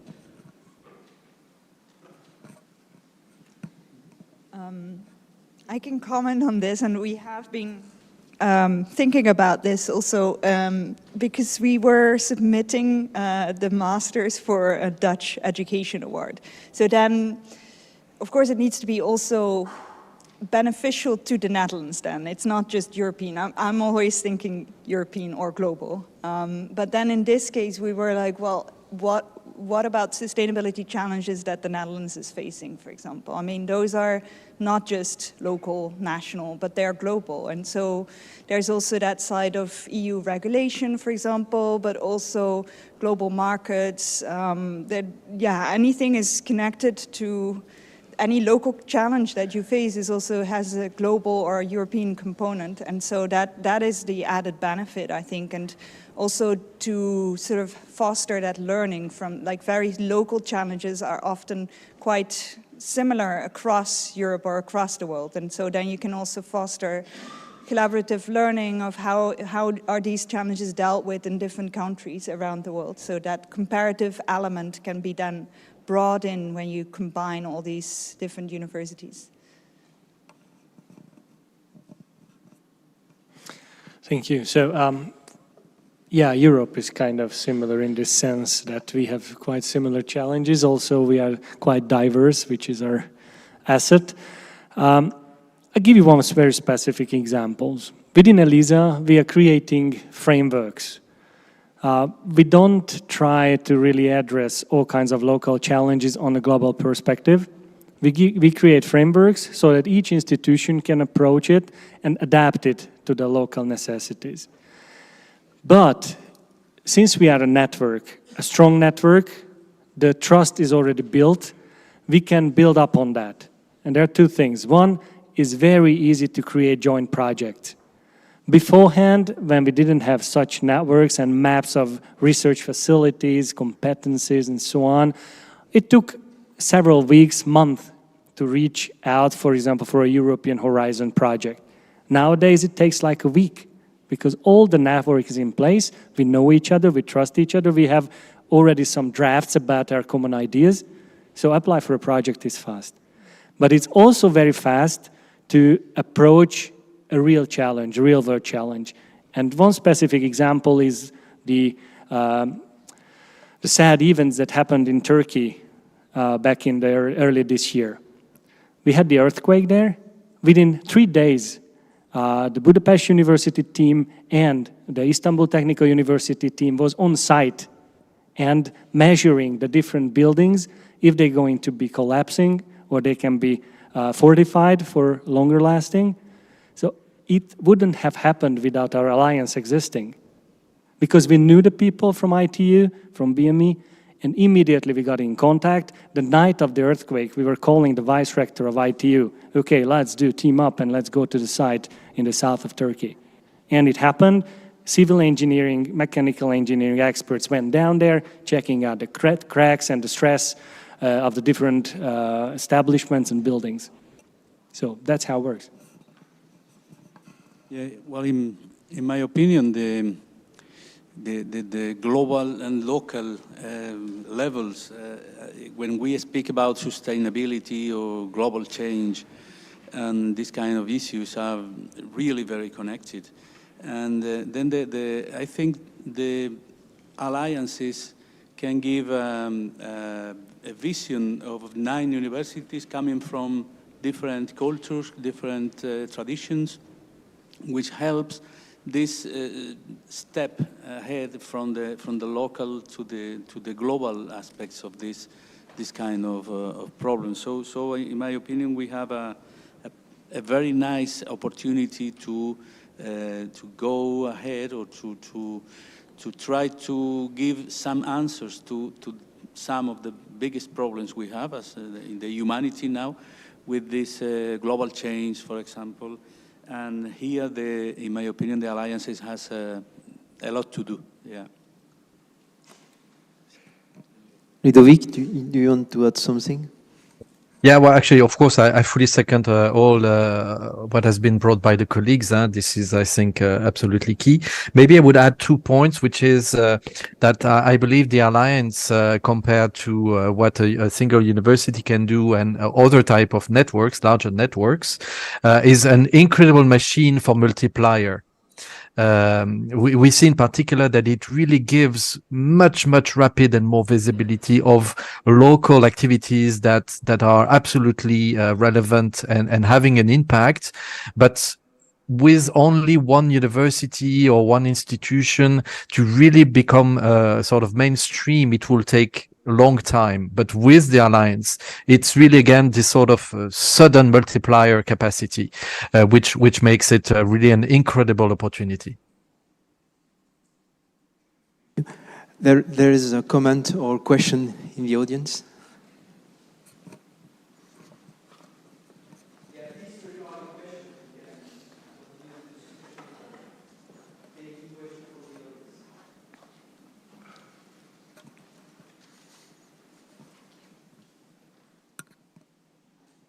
Yeah, hello, can you hear me okay? So my name is Hazel. I'm actually a capstone student in the CharmEU Masters, and I was just quite intrigued to hear about the role that the SDGs were playing within each of the alliances. And my question is about the criticisms of the SDGs, and perhaps I wanted to ask, are the alliances being critical about the SDGs, perhaps especially in the case where entire masters are created around specific SDGs? And I can elaborate further if needed.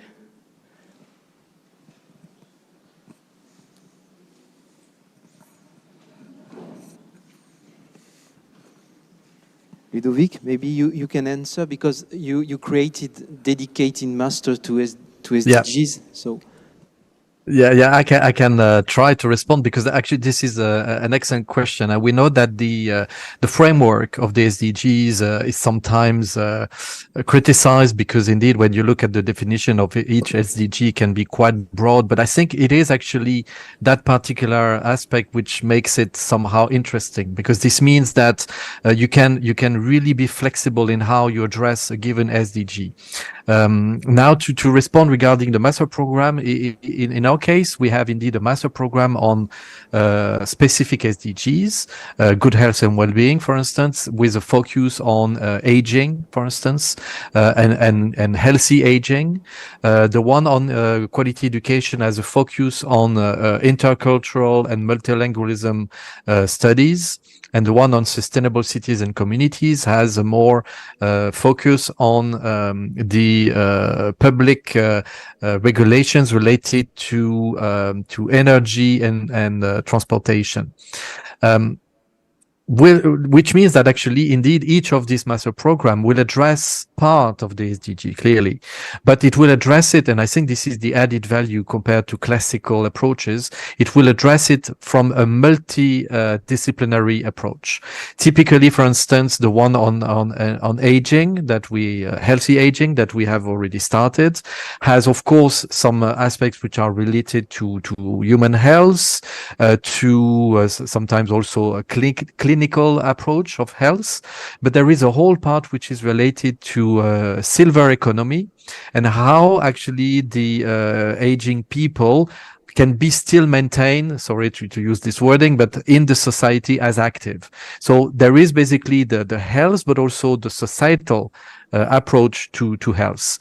And clearly this is not so often that we have a master program that brings the more hard sciences or natural sciences with the social and humanities sciences. So that, I think, is a clear added value of what can be used through the SDGs.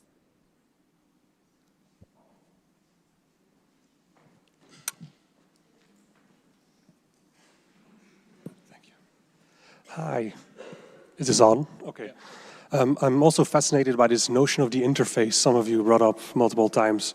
Could you give a practical example of how such an interface is constituted and how a community arises through working with such an interface?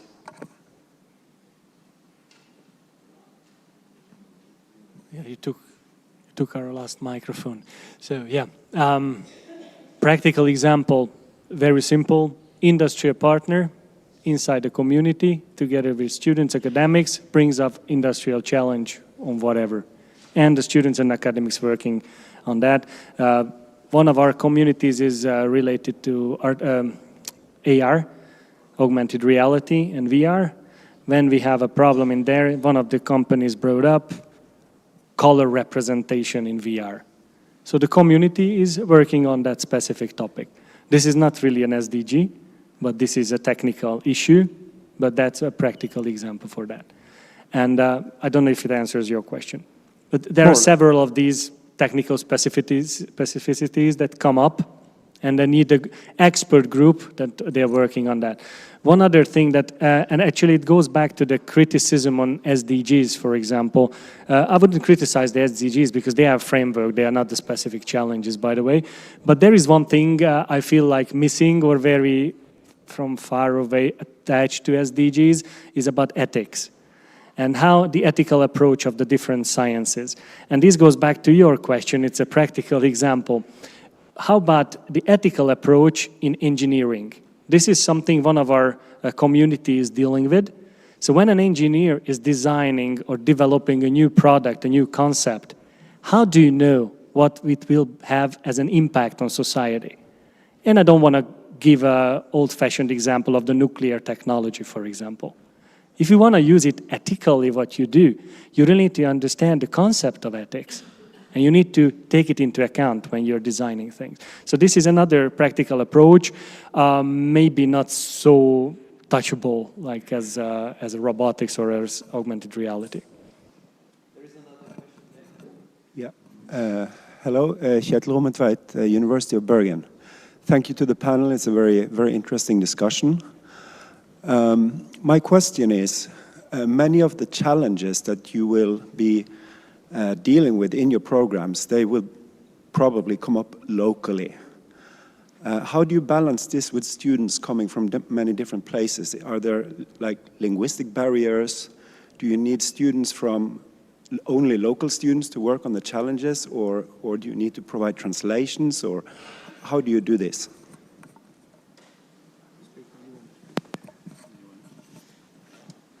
Yeah, well, it is an interesting question and a difficult issue to deal with the very different traditions and languages of these students. In our case, we have 4 joint programs, but none of them has still begun. So we are expecting what is going to happen when we begin, hopefully in next academic course. But we have experiences with the interchange of Erasmus students and students coming for several activities we are preparing. And of course, there is a big diversity of students, but in general, the experience is very positive, and for them also, in my opinion. So it is a good mixture. We are all universities in the coast and with this very many similarities also. So they find very soon the analogies or the similarities. And in general, the answer from them is very, very good. I don't know if my colleagues... Just a short comment. I don't really experience the only focus on the only local, because we have local as well as global challenges. So it's also UN agencies or WWF who have more the kind of local perspective. So I think it's a good combination of both local and global and European national challenges. Just one short comment. I didn't emphasize on that. All our communities, and we have also joint calls, have a basic requirement of having at least 3 of the member institutions present in them. Otherwise, they cannot be launched. So we already give a certain platform for different institutions to work together. The language is not a problem nowadays, I think. Is there any other question on the audience? No? So we are running a little bit out of time. So maybe we can continue this discussion during the coffee break, because I have a question, but I will ask you in private about long life learning and the challenges that arise from the company who want to be trained and to be taught. So we have to thank again all the speakers from this session. Thank you very much also online. Thank you.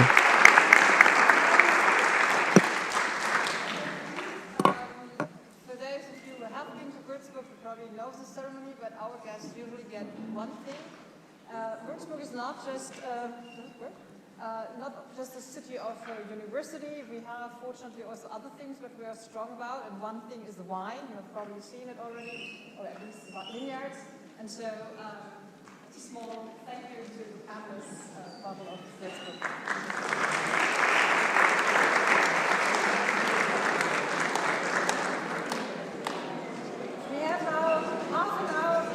Nevertheless, we have another interesting panel planned. We move now from the experiences of the other and our own alliance to a panel where we have the different stakeholders actually of our alliance invited. I only introduce the panel chair, which is Anna-Greta Nyström. She is Professor of International Business and Head of the Subject International Market at Orbe Academy University. And I've learned that she is very passionate about teaching, has accumulated several awards about that, and also in this reaching out to stakeholders, external stakeholders with teaching. So I hand over to you, and you, just like before, you then introduce your panelists, if you don't mind. Thank you. Thank you. Is this one now on? Can you hear me well?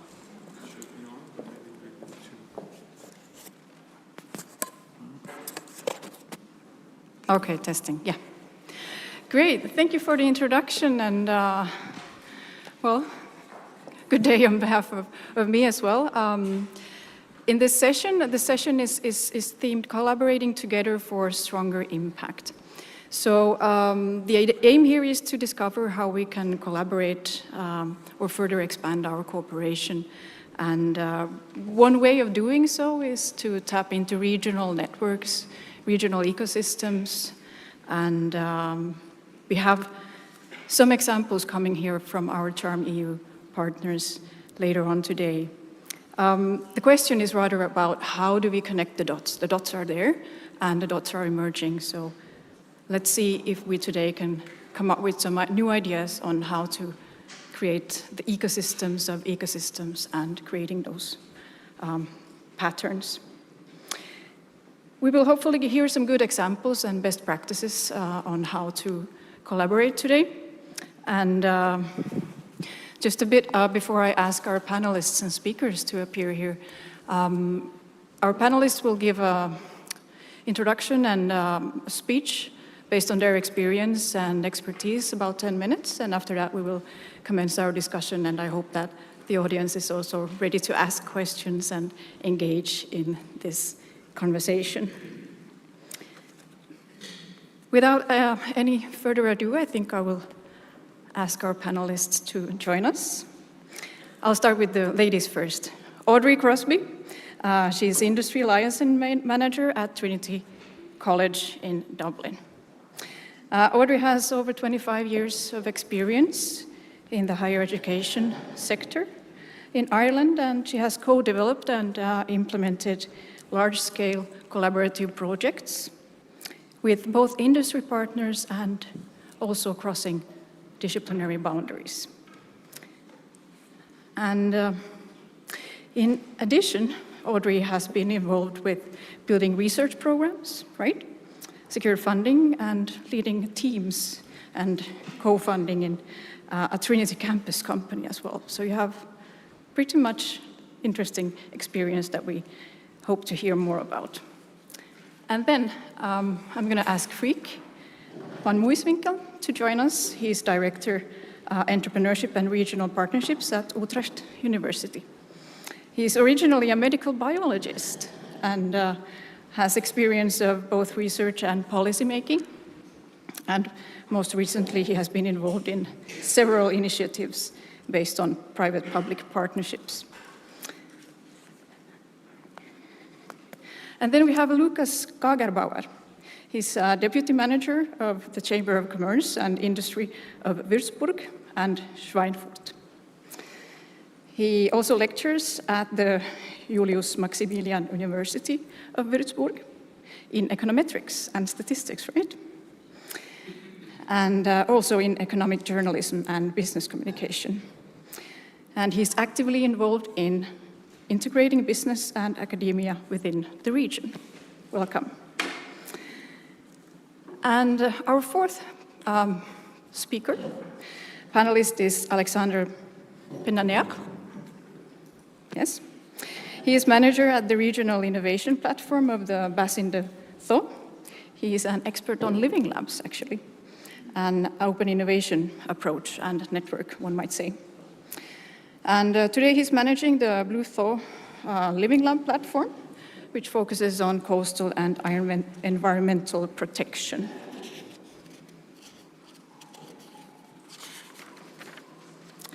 And next we will hear 4 interesting presentations, and I think maybe Freek, would you like to commence? Okay. As you're sitting there, the first one. Can we do it over here? Yes, go ahead.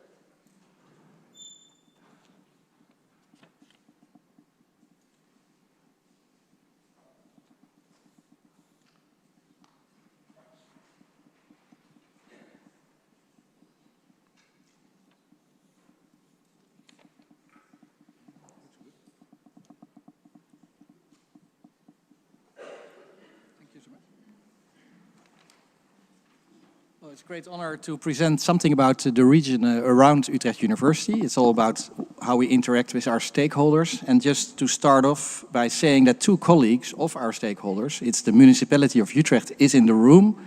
So you can talk to him later. He's a valued colleague in all our enterprises in the region. And also the Regional Development Agency, the ROM Utrecht, is here with Simon.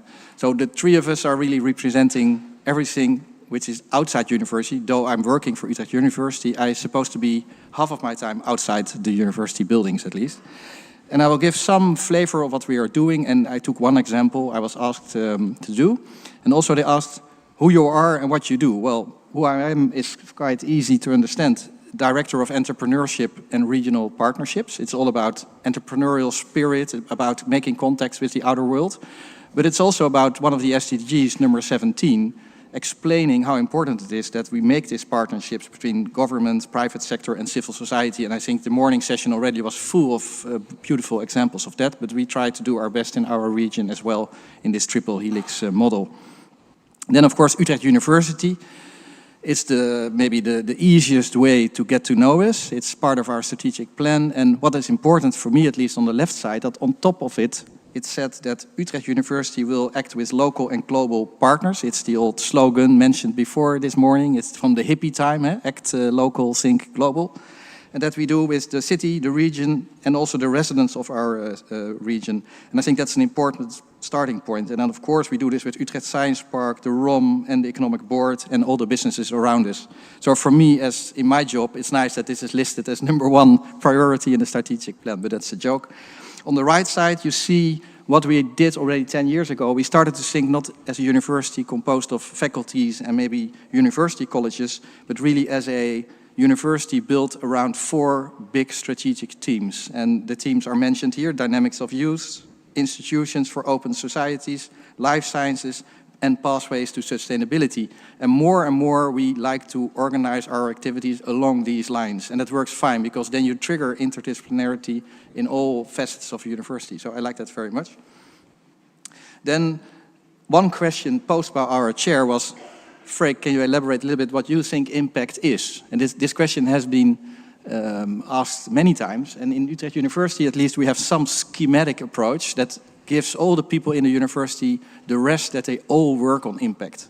The one way is maybe economic impact, it's on top. So the first comment from one of the scholars was, why is economic on top? Because that's not the most important part. So we probably will turn it a little bit around like a clock in the future to stress that it's also about other forms of impact. And I think everybody in the audience will recognize itself in some of the aspects: social impact, public policy impact. Well, that's the connection also with the government here in the room. But public engagement is important. Professional practice impact. Think about the clinics we have in the vet school, but also, of course, the human clinics working on really professional impact. Pedagogical, well, that's not a word I've learned before. Impact is important. It's all about edutech and innovation in educational programs, and also the classical scholarly impact. Publications are still valuable, of course. So that's my answer already to the chair. Models to fuel regional innovation diffusion. It's all about impact, of course. The knowledge in the university should really be spread out in the society, maybe in a shorter action scheme. And I will show you one example around the topic healthy urban living that was around in our university for years.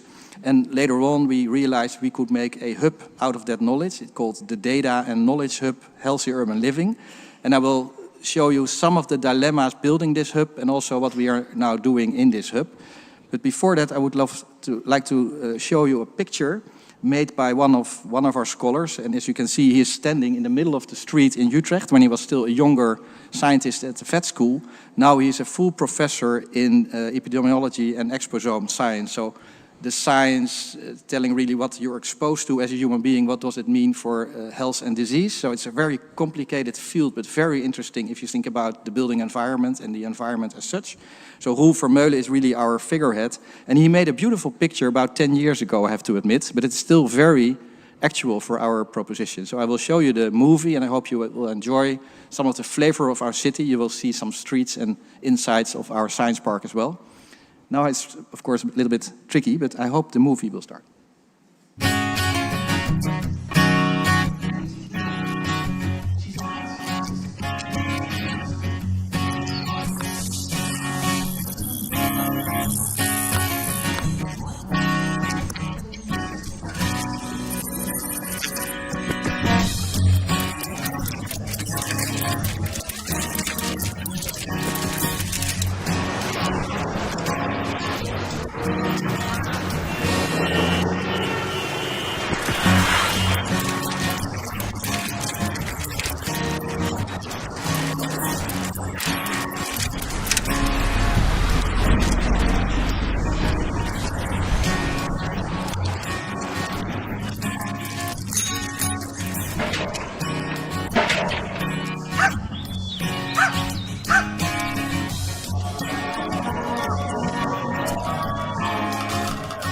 Je grote 5 eurotjes mevrouw.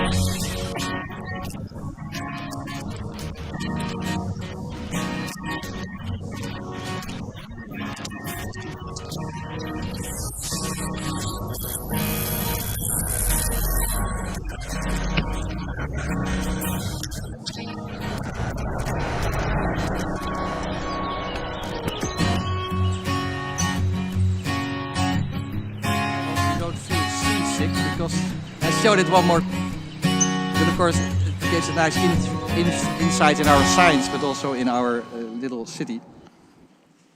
And then this is then the formal part. The Data and Science Hub, of course, has a goal, like many hubs. And it's said here that it is an independent and open platform of public and private organizations, also including, for example, the Dutch Institute of Health, the Netherlands Center of Health. They're working together with the residents. It's quite a challenge, but we really do. And we have special programs in this hub to take care of this conversation going on with the community all the time. And it's already really mentioned, but it is really policy by data or data-driven policy. So it's not assuming that something is like this or that, but it's really monitored over long-term periods what is happening to the health of a certain area in the city or what is going on among the residents. And we have lots of programs running in this consortium. And of course we have websites, and first we had to lend the car from Google Earth to monitor the city. Now we have our own cars running around with our own logo. And also on the right side panel, which is now covered by somebody else, we have sniffer bikes running around in our area with little devices on the bike, so we can monitor real time what is the quality of the air just by using our biking community. So that's kind of fun things happening with lots of science behind it, of course. And then these are some of the partners I mentioned already. That is really covered up by the Dutch government, like the National Institute of Public Health is behind us, but also big building companies and of course the public space like the municipality of Utrecht, but also some other cities. The Economic Board is partner, and we are teaming up really to be a community of practice. Really, first we started to do product development, but now we skipped that. We are really talking to each other about what will be the future solutions, and I have to prove something. Jan, you asked me what it's all about. Well, this is one example. This is a new urban area in the city of Utrecht. At this moment we are building it. But this is all conform the concepts of healthy urban living, and we are also monitoring the new residents there with all kind of questionnaires and stuff like that. So this is a small part of our city, but it's really a showcase how we then accomplish really the goals. Final slide, we also went all the way to Taiwan a couple of years ago with our mayor and vice mayor at that time to show this concept to the outer world, also with all the innovations in it, with all the companies contributing to healthy urban living as really a trade and invest mission almost to Taipei. And of course in Taiwan they like posters like this. Well, we love it because it's Utrecht telling healthy urban living stories all abroad, but we bring also the technology from Taiwan to our city to implement. So I love this story as an example. Of course, it's all not sunshine all the time. Are we there already with this consortium? Not really. And I took this picture as a little bit stolen of the process of transition. What will an individual think during a process of transition? It's always in the beginning, oh yeah, let's do it. And then after a while, people become a little bit disappointed by everything. And then you lose some people there in the transition. And at the end, you will find your coalition of the willing again. And I think this is symbolic for how hubs are made by all of us. And then after 5 years, there's always a dip, and then you have to really be careful to take it out of the dip again and go for the next phase. So I like this picture a lot as a sort of symbol how we like to work on ecosystems, but also, to be honest, sometimes you have some disappointing periods in this phase. And the final slide is just to show that our colleagues of the region will have a poster this afternoon. In the poster session, I'm not sure it's Simon or maybe it's you, but you're presenting a poster about how we really team up in the program You Forward in the region. And I hope you will attend the poster this afternoon.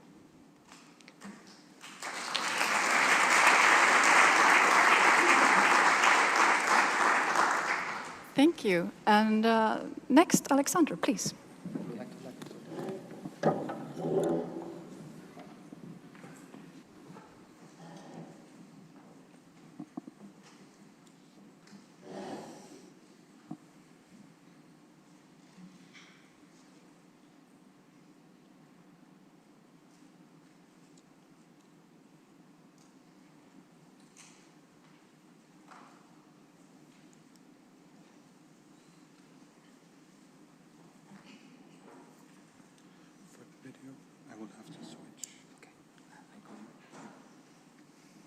So the slide comes from France, so it's a little bit long.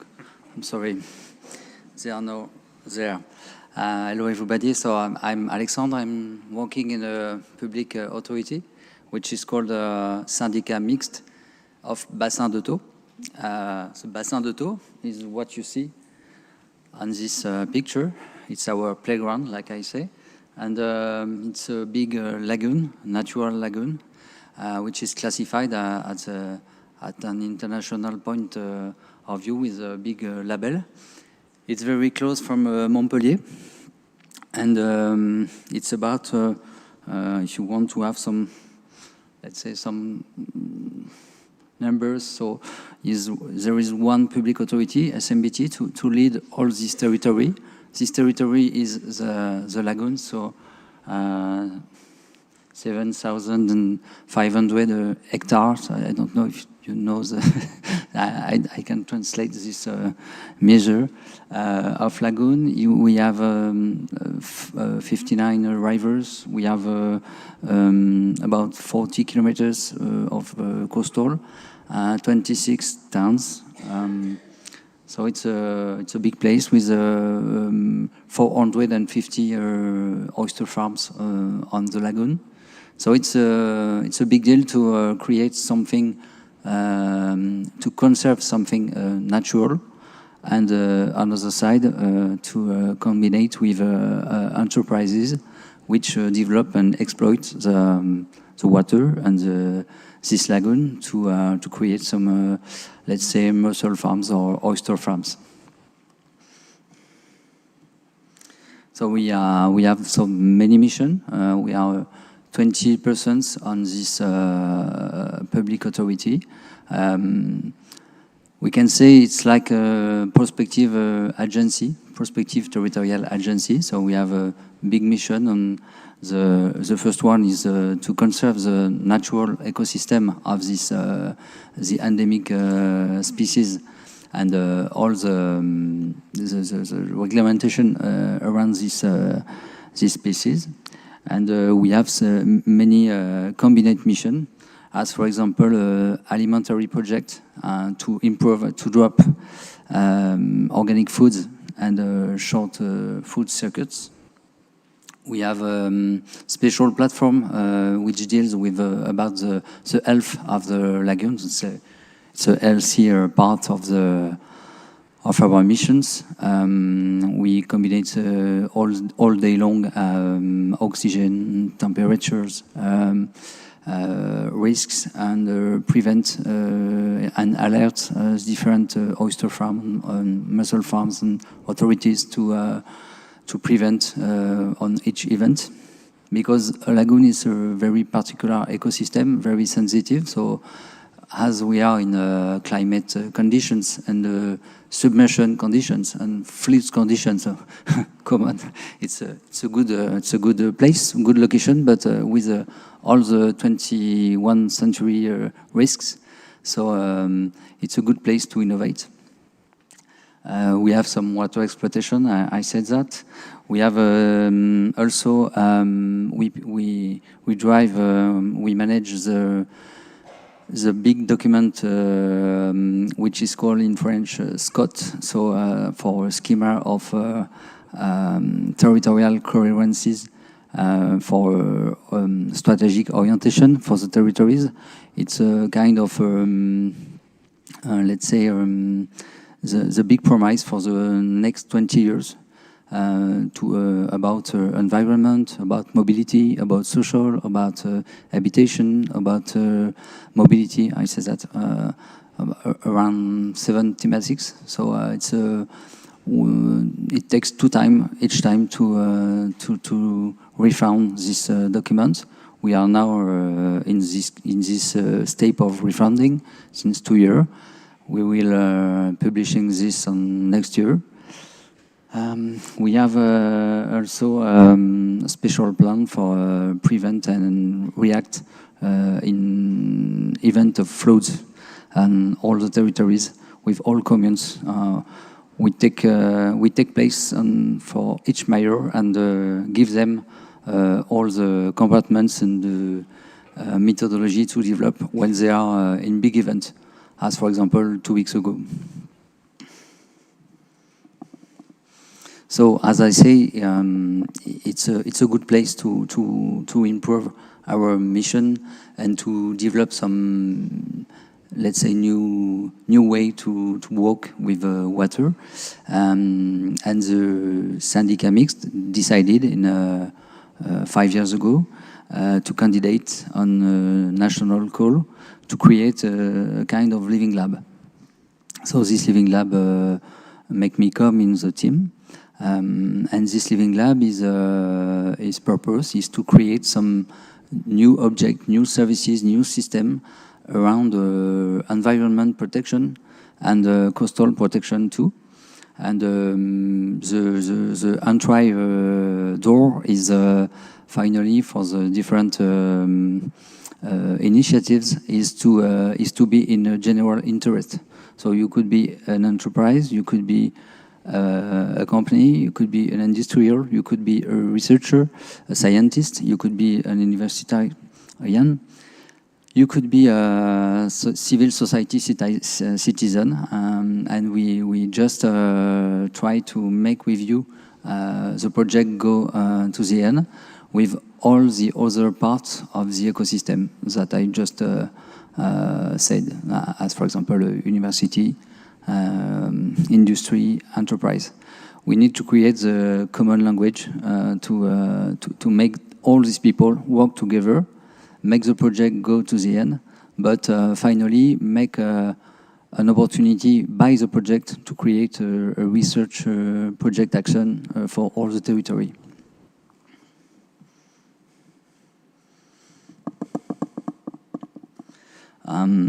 About public, I just speak about them. So you have here all the public we work with today and each day. My job annually is to lead about, let's say, 20-25 projects by year. Long projects, long-term project and very short-term project. One of the main use cases is when you have an enterprise or a startup who just want to accede to water and they need authorization, they need to improve their prototype and to develop a proof of concept. And I said yesterday, one of our problems is to make them stay on the territory and not just consider it, the territory, as a place to improve or to make a demonstration, but really to develop and build their model and their business inside the place.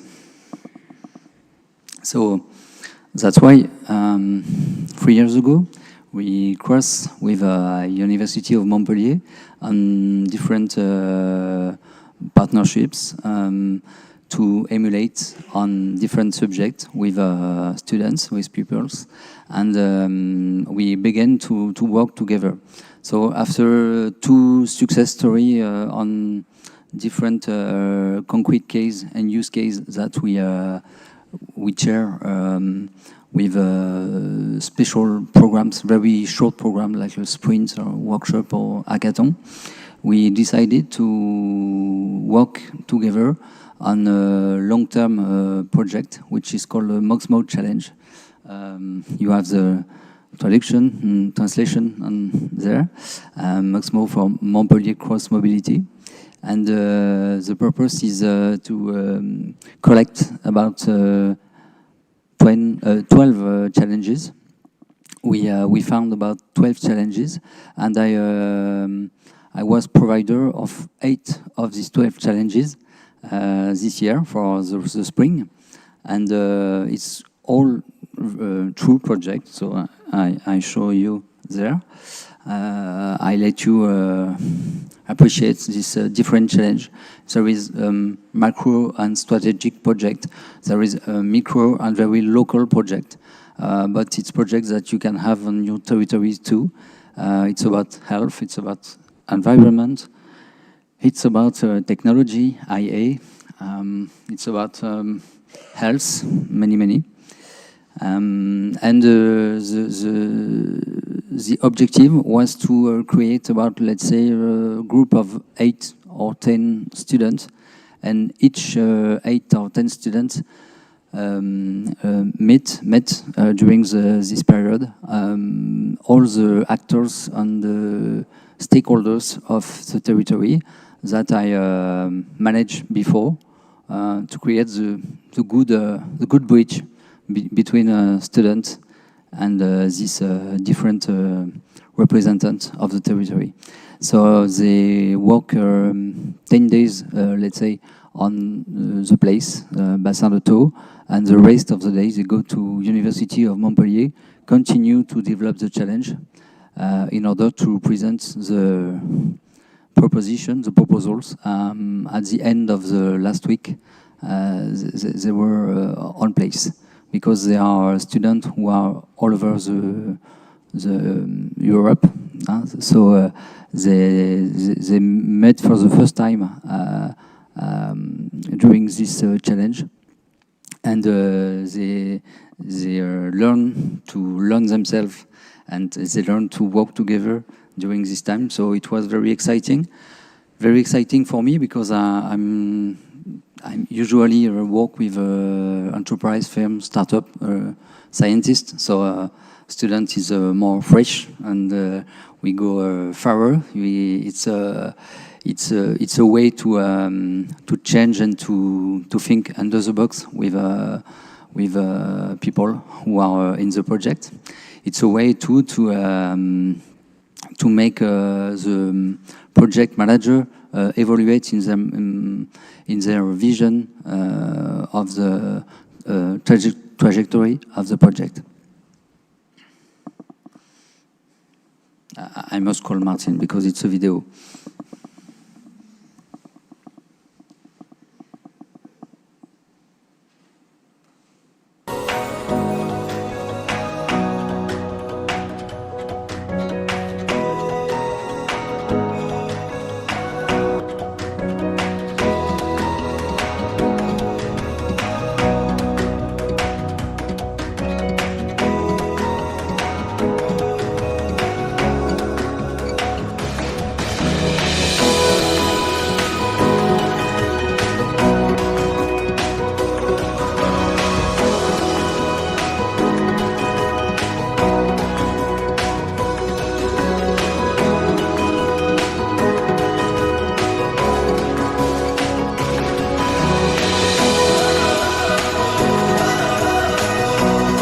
Asked to find solutions, provide solutions and potential paths to specific sustainable challenges that are around that fragile ecosystem, which is the Lagoon de Thau.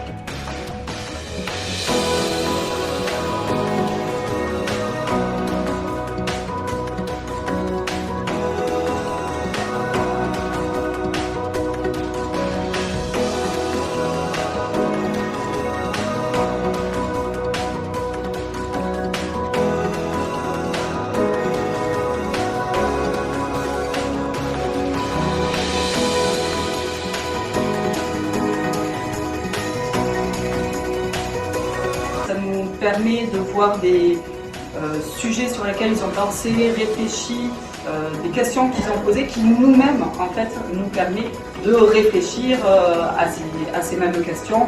Ça peut donc voilà, faciliter des échanges, réfléchir à des futurs projets.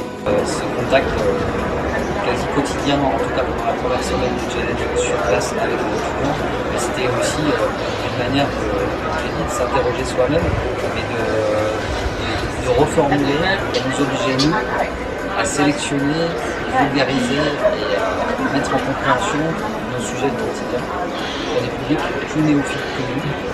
Et donc ça nous obligeait aussi à être un peu rationnel sur la manière d'adresser ces problèmes.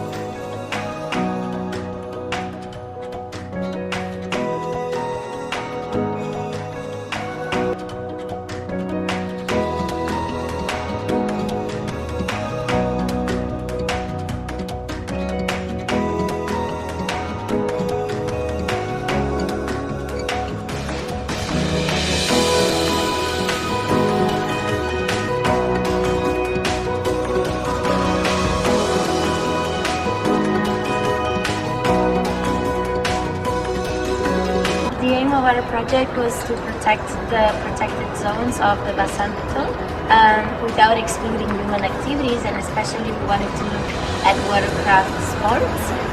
So people that rent boats or other water sports equipment for a few hours during the day. And we really wanted to guide them away from protected zones, and that is why we developed this GPS technology that aims at keeping people away from these fragile ecosystems.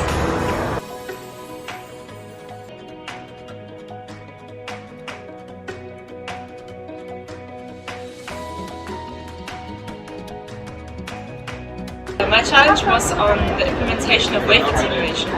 Wave attenuators are devices built into the sea to prevent coastal erosion from incoming waves. And our stakeholders were concerned with the public acceptance of this wave attenuator pilot project because of its visibility. So our project was essentially about thinking how these wave attenuators could be acceptable to the public through integrating it well with the landscape, with the needs of the community, but most importantly by getting the community really involved in the project and giving them a stake in the decision-making process.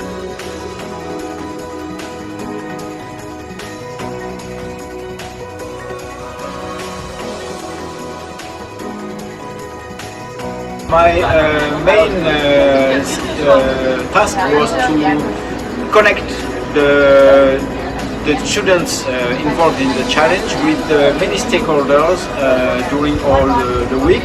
I mean, for example, local authorities, companies, farmers, associations and NGOs, and so on and so on.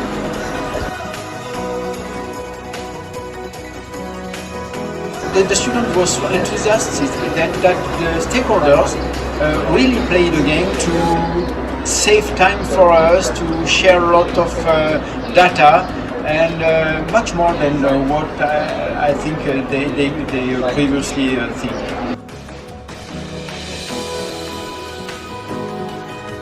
It was so nice to see each other for the first time in real life with all of us, because everyone is based at different universities. And although I really like working online, it was also nice to meet peers in real life, and we had a great time, really interesting projects and stakeholders we could engage with, so overall a great experience.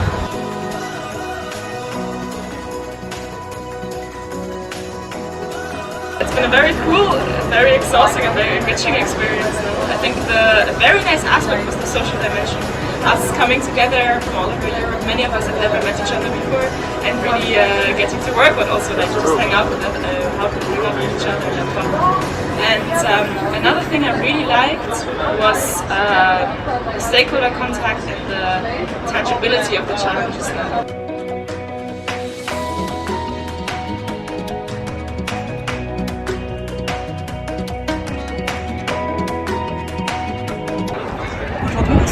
S'associe à l'école littéraire Charles pour permettre la collaboration avec les étudiants. Cette collaboration est importante pour permettre à ces étudiants finalement de pouvoir rencontrer les homologues et de mettre en pratique ce qu'ils ont appris sur le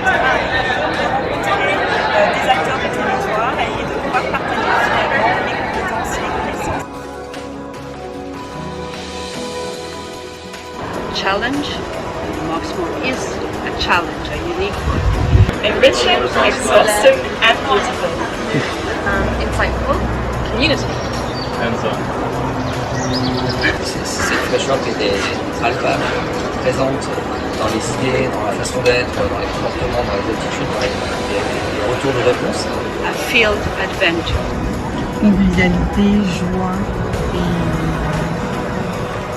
apprentissage.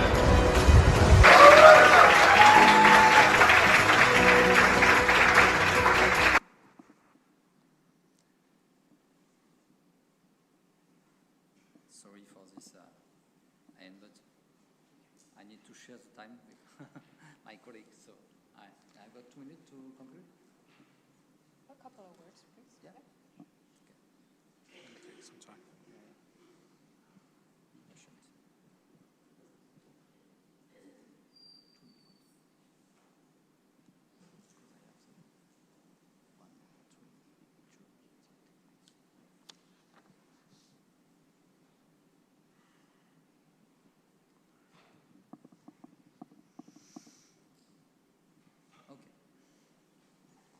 So, after this picture, I want to say thank you to Elliot to realize this movie, which is a very good movie, and to illustrate to the word of the student, because they don't, we don't hear them many this morning. So it was a way to give them the word.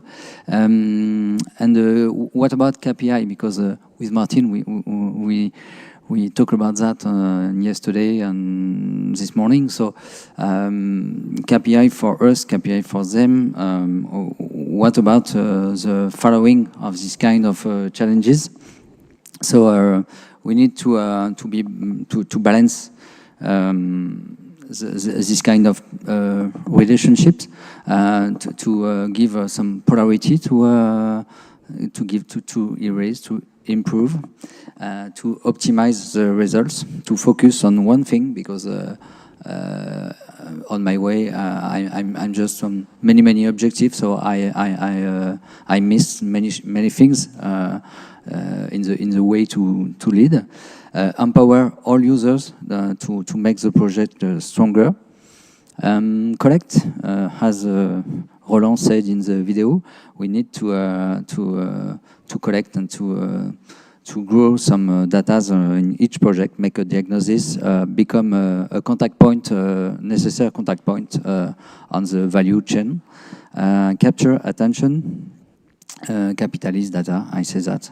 Imagine, because we often forget to imagine in each project what is the alternative, what is there is no one solution, but many solutions. So program together, raise awareness, create training, generate a prospective vision, continue prospective vision in project, habilitate to be sensitive and to stay sensitive all time in each project. It's important. I'm a designer, so you need to be sensitive all the time in each project. Be engaged, and very important, arbitrate and coaching sincerely. You need to tell the truth all the time, because they are future professionals, so they need to have this luggage with them all their life. And it's, in this kind of moment, you need, it's an obligation to be sincere and to be sensitive too. When you say someone is wrong, it's the wrong way, or we can look together on another direction. Thrill, maybe. Accompany, evaluate, accelerate, relance, bounce, many things and many comportments to have and to do, and they need to have this, to understand this in their future career. Distend, because the scalability of the project is necessarily a point at the beginning of the challenge for them. So modelize, mutualize, compare, inspire. And finally, adapt, to appropriate, to anticipate, to answer, and explore. So I will take the end word. Just to give you a little anecdote, because yesterday evening, when I come back to my hotel, I check my email before sleeping. It's not a good habit, but I confess. And I received a message from 4 of the students who are today working in Institute of Oceanology. And they call me on the project you see called RUA. And they call me because they find me a partnership for this year. And we are completely synchronized because the project is now developing. And we are now talking about partnership. So we have some, I don't know the English word for that, but we have a little present in the flyer. Sweets, wheat, I don't remember. Graines. Help me, Montpellier. Les graines. Les graines. Yeah. So you must put them in the ground and stay and be patient. And it's always a success. Thank you.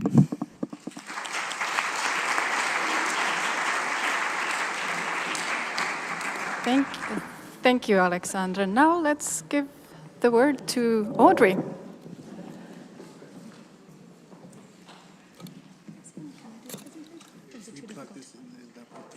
Oh, okay. Don't worry about it. Don't worry about it. Okay. Right. Good afternoon, everybody. My name's Audrey Crosby from Trinity College. I'm not going to use slides because I know we're running out of time. So I'm going to do a whistle-stop tour through the ecosystem that we have in Dublin and Ireland. Small country, only 5 million people. We've got about 26 research institutions, 7 of them your traditional universities, and we've got a new phase of technological universities coming on stream. But as such, the ecosystem in Ireland has been very much one of national and global challenges, has been one whereby any of our spin-outs are born global. Typically, you may not even have your first customer or any customer based in Ireland. So we've always had a very international outlook. I'm going to have to put my glasses on now to see my own slides. There we go. So just in terms of some of the partners, the regional partners that we have, are a mixture of government agencies, funding agencies, the industry representative bodies, the chambers of commerce, and then some of the supporting networks for startups, innovation hubs, and business angel networks, as well as seed investment organizations. We also work very closely with Enterprise Ireland. That's the government agency that works to support Indigenous companies and will invite international companies to come and set up in Ireland as well. They work in tandem with IDA Ireland, who have a remit to attract foreign direct investment in as well.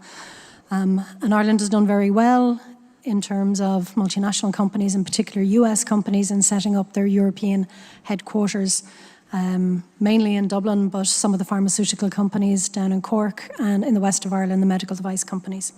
So it's a very vibrant ecosystem, and the universities are very much embedded within that innovation and entrepreneurial ecosystem. There has been a sea change over the last 15, 20 years where the government has significantly increased its investment in R&D and has strategies now in terms of our Innovation 2030 remit in, advancing digital skills and bringing a new remit in terms of sustainability and the green economy to the fore. An organisation called Knowledge Transfer Ireland, which provides the bedrock for our national intellectual property policy and pulls together the research performing organisations in terms of our interaction with industry and with society in general, and supports in a significant financial way our technology transfer offices, providing both funding for resources for staffing as well as patent budgets as well. And we've seen a significant increase again in terms of the licensing, the spin-outs, patent grants and invention disclosures over many years. And I know Freek explained some of the other impact measures that we're all measuring now in terms of the outputs from our research, being for societal as well as economic benefit. I'll talk a little bit about our own student entrepreneurship programs. About 10 years ago, I'll give you an example, we set up Launch Box, initially using some philanthropic funding that we had from serial entrepreneurs that wanted to support back into their former alma mater.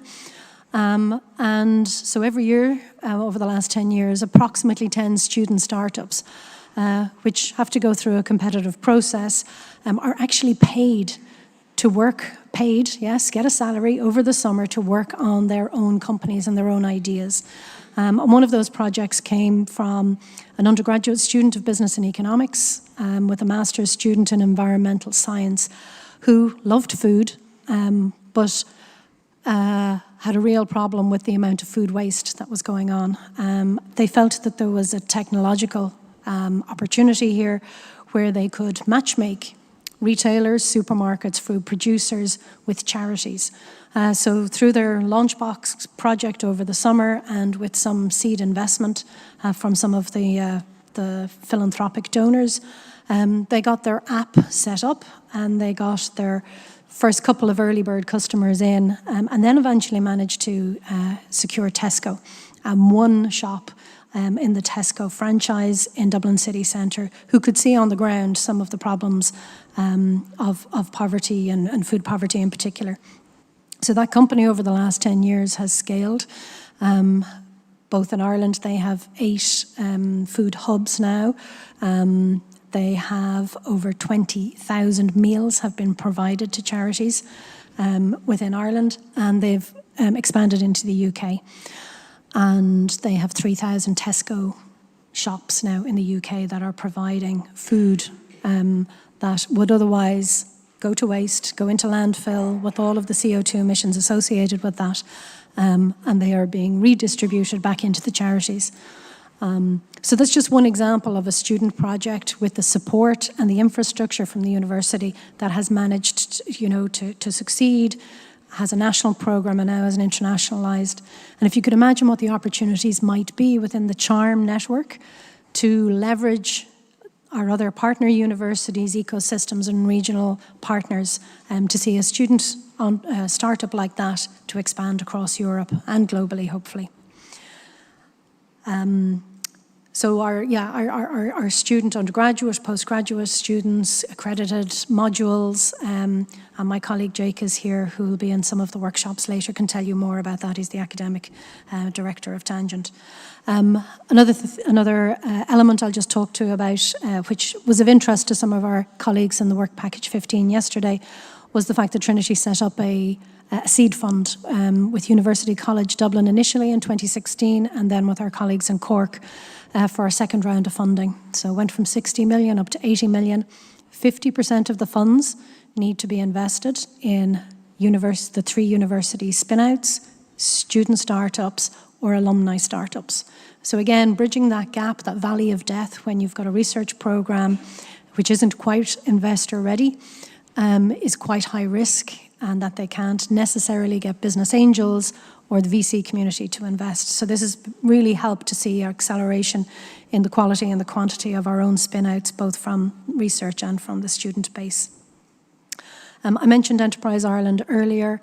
Another program, and again looking at best practice, sharing best practice, they have a commercialization fund which provides researchers, and only university researchers can apply for this, the opportunity for 100% funding into the university to work on a proof of concept or a prototype of their product, service, business model, whatever it is, but also to work on their business plan and their market research. The business partner program, the mentoring program, the incubation program, and everything else that goes along with helping our startups and our ecosystems, we work quite closely with Enterprise Ireland in. So my day job is industry liaison, business development. So I work quite closely with the research community. We have about 1,000 academic researchers within Trinity College. And it's working on with them on strategic, high-impact research opportunities. And over COVID, along with a professor of neurology, Orla Hardiman, we put a consortium together of industry, pharmaceutical companies, medical device companies, a CRO, a clinical research organization, data science companies, who've committed to investing €5 million in a new program, a pan-European program, to collect data on patients with motor neuron disease, or ALS. We have partners at the University Medical Center in Utrecht. We have partners at the Hospital del Mar in Barcelona. So our CHARM colleagues may not even know about this program. It's called Precision ALS. But we did this from our kitchens and our bedrooms during COVID as we put this consortium together. It will collect 6,000 prospective, so new patients with motor neuron disease over the next 3 to 4 years. And we will do sophisticated machine learning analysis on that data to ensure that those patients are put in the right clinical trials, put on the right drugs at the right time for the maximum impact on their quality of life, with a view to finding a cure for motor neuron disease within the next 5 to 10 years. So again, an opportunity here where we could see the opportunity to leverage the CHARM network and innovation and societal partners and industry partners, where we could potentially see programs like that accelerate and showcase that a network and an alliance like CHARM has benefits across our research, our innovation, and our education programs. So I'll leave it there, and thank you very much for your time.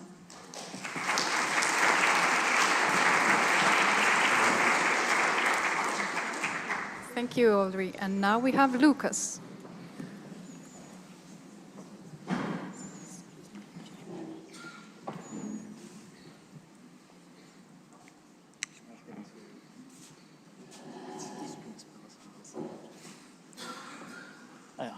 So hello and good evening, or good afternoon, I have to say. Ladies and gentlemen, I'm very honored to speak here at this conference for the Chamber of Industry and Commerce. My name is Lukas Kagerbauer, and I'm the Vice CEO for the Chamber of Industry and Commerce here in Würzburg. We are one of 79 chambers in Germany and one of 9 chambers of industry and commerce in Bavaria. I thought that I would like to present you as one of the stakeholders in this ecosystem a little bit about what we do here in the economic ecosystem. How does the economic ecosystem looks like? Why is it so challenging at the moment? And of course, in this context, why are the cooperations and collaborations between academia and business so important? And at the end, I'm very happy to hear your questions and discuss with you in the panel. So let me start really quick. Here in our region, we already had the first chats. I saw a lot of similarities to other regions here, like, for example, Utrecht. We have 71,000 member firms that are members at the Chamber of Industry and Commerce. Besides us, there is the Chamber of Crafts in the system, as you know, in Germany. Here we have 71,000 member firms. Where are the economical heavyweights? We have it in the automotive supply sector. We have focus on machinery, construction, and healthcare. Healthcare in a lot of facets like e-health, but also really traditional healthcare sector. Moreover, I think I don't have to tell you this, innovation is very important in order to keep us globally competitive. We are living in a very challenging environment from the side of the businesses. There are several trends that we are facing, and moreover, of course, as you see when we look at the business cycles, it's getting more and more volatile. So there is a lot of change, there is a lot of volatility, and in order to manage this, it is very important for our region, which is representing like 98% small and medium-sized firms, that there have to be fruitful collaborations and ecosystems. The trends, I don't have to go too much into details, you know it as well, but from other perspectives, the demographic change, of course, will lead to the circumstance that we're getting less people here on the labor market and we're getting older. This is, of course, a very challenging situation for businesses. Moreover, decarbonization, we've heard a lot of climate change programs. This is also a very big trend affecting businesses in our region, but I think all over Germany and Europe. And of course, digitization, and we have heard some approaches here in this context as well.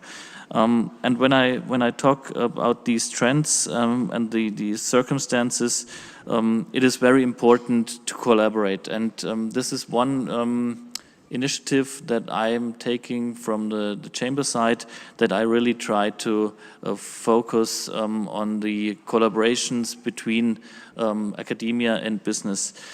We have a lot of stakeholders in this ecosystem as well. When we talk here about these cooperations and collaborations, of course, we have the university here in Würzburg. We also have a technical university here in Würzburg and in Schweinfurt. And there are a lot of professors and researchers that really fit very good to the businesses here in our region. And it is, of course, work, and it is a journey, and I'm having in mind your picture from the ups and downs in the ecosystems. Of course, it is a lot of work, but it is really worthwhile working. When I look at our ecosystems, as I said yesterday and in the beginning, we are not here in Berlin or Hamburg or Munich. We are not a region having the really large cities, but we have other advantages, naming that we are smaller, we have shorter ways, we have maybe more intense contacts with the people. And I think it is the people in the institutions and in the organizations and or the founding centers that make our ecosystem so good and effective, and this is what we should focus on, I think. So I had also prepared some examples where we are collaborating already between academia and business. Of course, we are, from the chamber side, funding several research projects.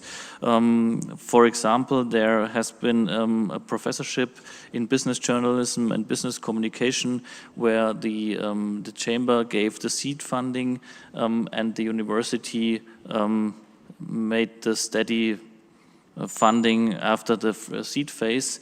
This is one project, or other projects in the field of XR research, drones, or even psychology, where we give a little starting fund to start projects and give them a chance. Moreover, we also collaborating in studies with professors here from the university. For example, we are having examined the industrial readiness, industrial revolution, or not the industrial revolution, it's IRR, in readiness, industry 4.0. How fit are our companies? How good are they already in this process? Here we have interesting professors that have expertise and working with us in studies. And of course, network events. Here in this room, we're having an annual conference or event called Business Meets Academia, Wirtschaft trifft Wissenschaft. We have it already for years now, and we have impulses from research and from businesses, and afterwards we have a glass of wine and a snack and very good talks and networks, which is very important, not to underestimate. Mostly the best talks will be later when you have a glass of wine in your hand.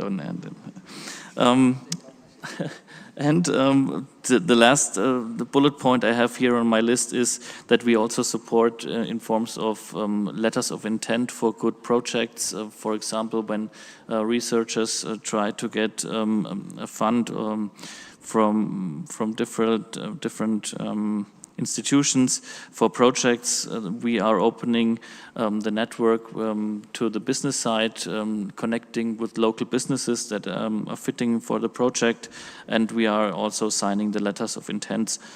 There are several already currently in the making.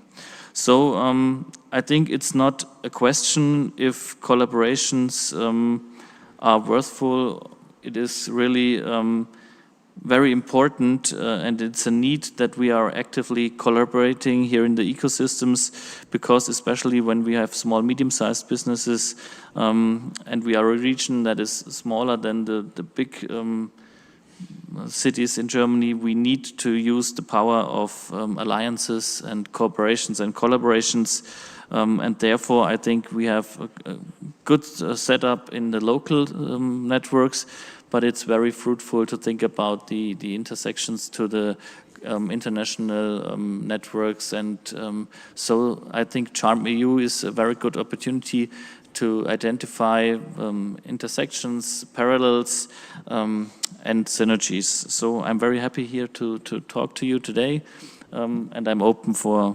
questions now on the panel. Thank you very much.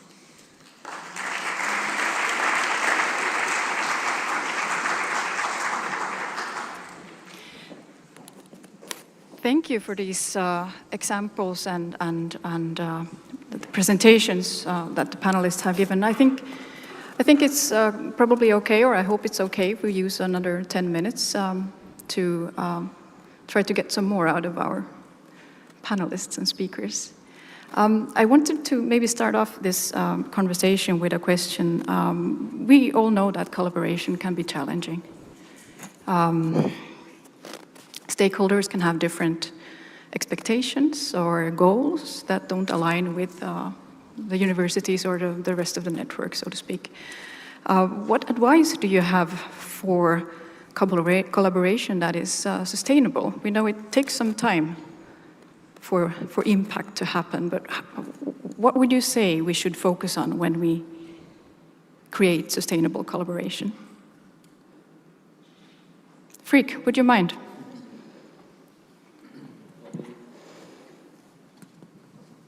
Maybe the short answer is to set realistic goals. So maybe if you talk about long-term and short-term agendas, which sometimes are not the same, it's maybe nice to have a portfolio of goals which are a little bit more short-term and realistic in a sense, but also the longer-term goals should be there, but otherwise you do not really make a sustainable change. But make a nice package for all the stakeholders, I would say, without losing your focus for the long term. Good answer.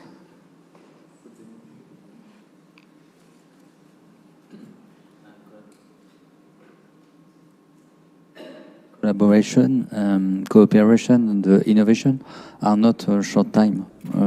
It's just policies in enterprises, and it's just a kind of the organization. It's just a part of the organization. So if you don't accept this this first point, it's complicated to develop and to create something. You need absolutely to slow down with all partners to create a good collaboration and to have, I think, little objectives at the beginning to create little success to create something great at the end. But you need to improve each day your relationship with your partners. So it's a very long time, I think. I would like to direct a question to Lucas. You said that it's the people in the organizations that create the collaboration and then do so. What requirements do we have on our colleagues, teachers, researchers, anybody who is working in the organizations, who are the ones actually doing the collaborations? What competences do they need? What competences they need? Do you understand?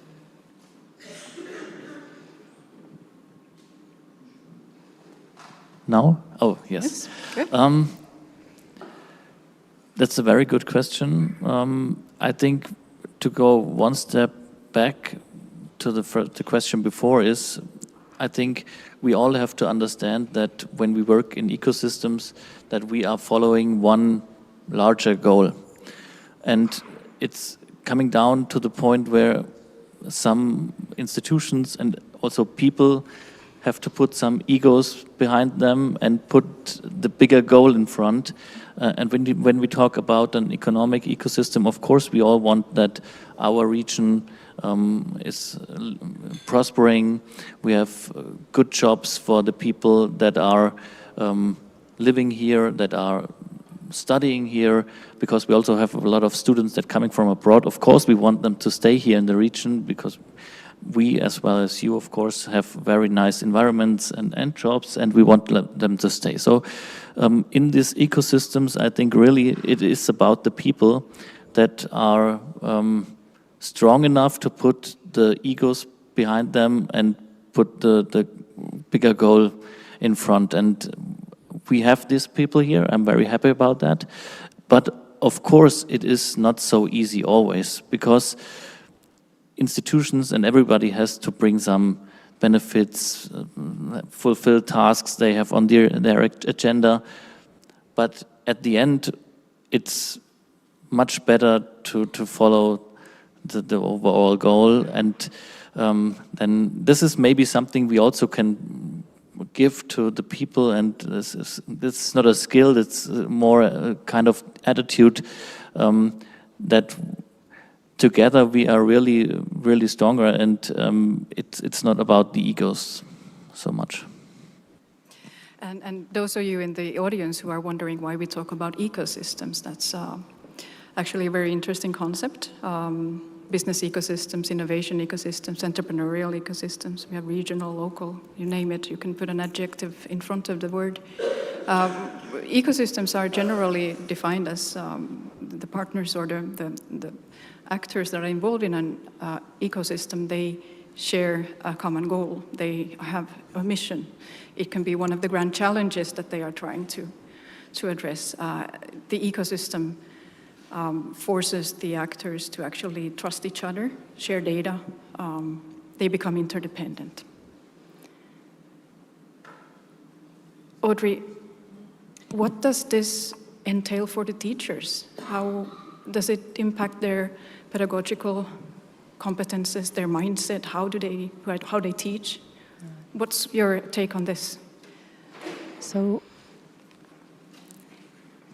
this microphone is really scaring the panelists, but we'll make it true. We won't turn it off, okay?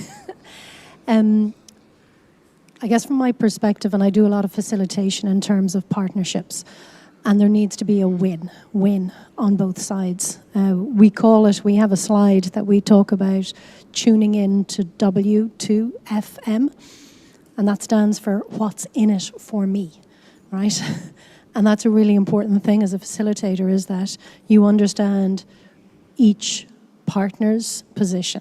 And if there's not a benefit to them, then to a certain extent, they're really not going to engage. Even if they do on the short term and the long term, they will drop out or they will cause problems.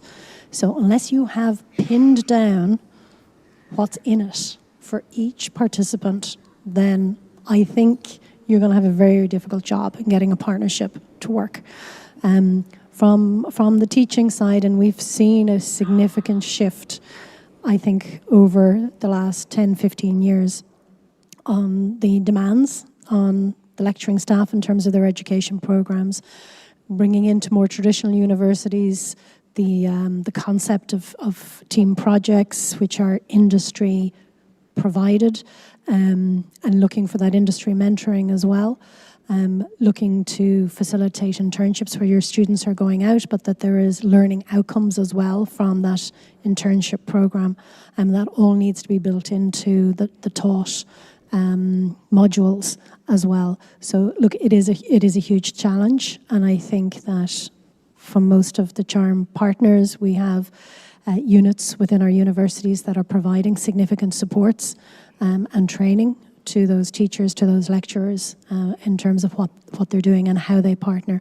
And then it's using the other offices, like our own one within Trinity and Innovation and Enterprise, where we can facilitate those introductions. We can help to find the right people within the right organizations and communicate in a way that the businesses understand what the outcomes are expected.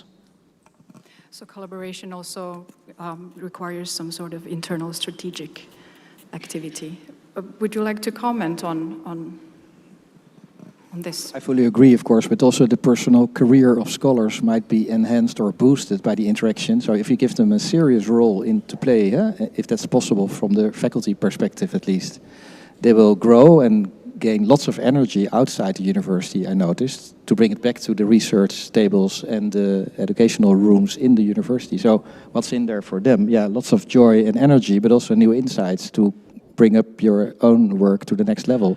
And we could spread the word a little better, I guess, that if you bring people in the consortia and you serve them right, they can have a very nice career path, which is maybe not pure academic, but it's more a mixture of professional performance outside and academic work.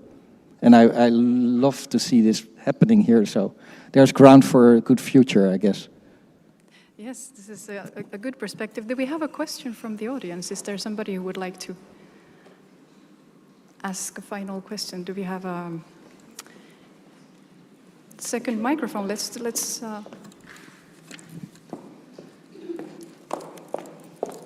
here you go. Thank you. Does it work? Yeah. I have a question for all panelists. Do you have an example of an exchange between a knowledge institution and something like the MOXMO? It's very inspiring to see it. And societal partners where first, let's say, ground misunderstandings occurred, and then people really changed their position on something and accepted something either as a key interest of the stakeholders that changed something on the side of the knowledge institutions or the other side, because it all looks wonderful, but there are always tensions, and tensions can be very productive. And I would like to know if you have experiences with these. Yeah. Alexander?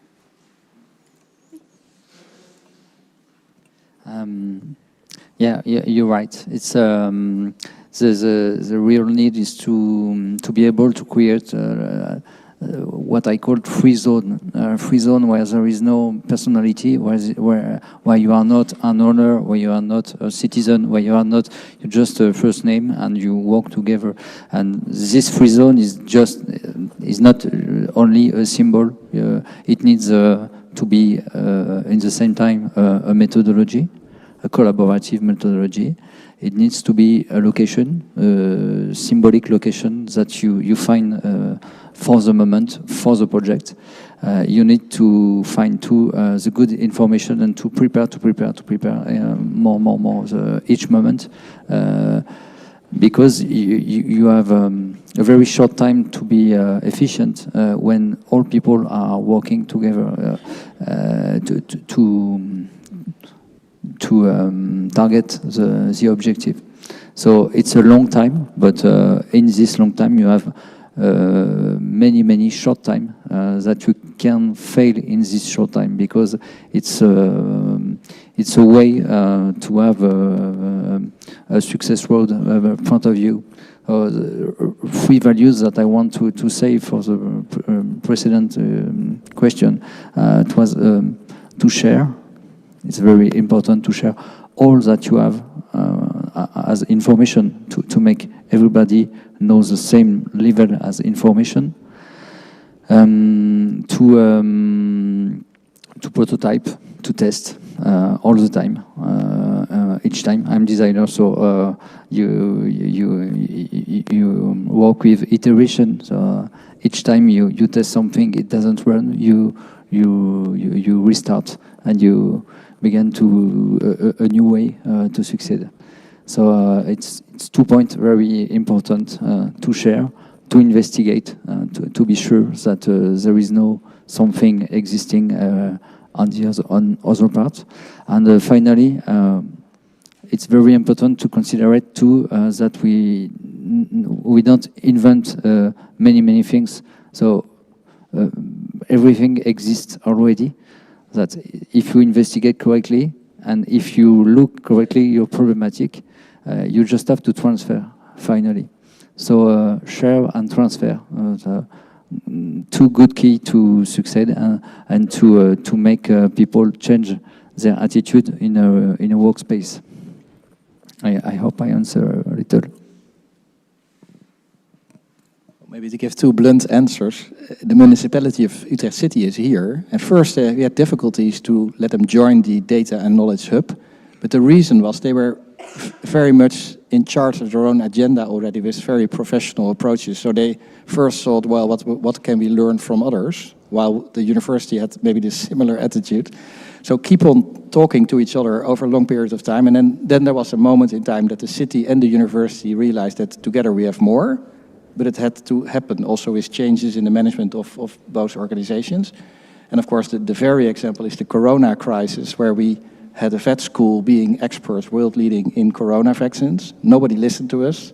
And all of a sudden, the world around us changed. So another consortium was saved by the bell because of this global urgency. And then my message is keep on talking to each other about getting to know what is your interest, as you said, and what is your dilemma, and then you will find each other over the years, but keep on talking. I think I have to intervene here, I'm sorry. Yeah, I think if I can just ask the panelists one thing, if it's okay. One word, what's the key word for collaborating together for stronger impact? One word. Trust. Okay, trust. Empathy. Empathy. Creativity. Creativity. People. And people. Thank you, Freek, Alexander, Audrey, Lucas, and now I give the word to you. Thank you.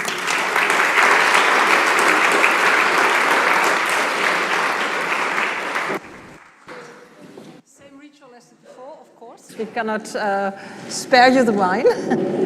Before you leave the room, I have an announcement to make. So, I mean, you will get lunch now, of course.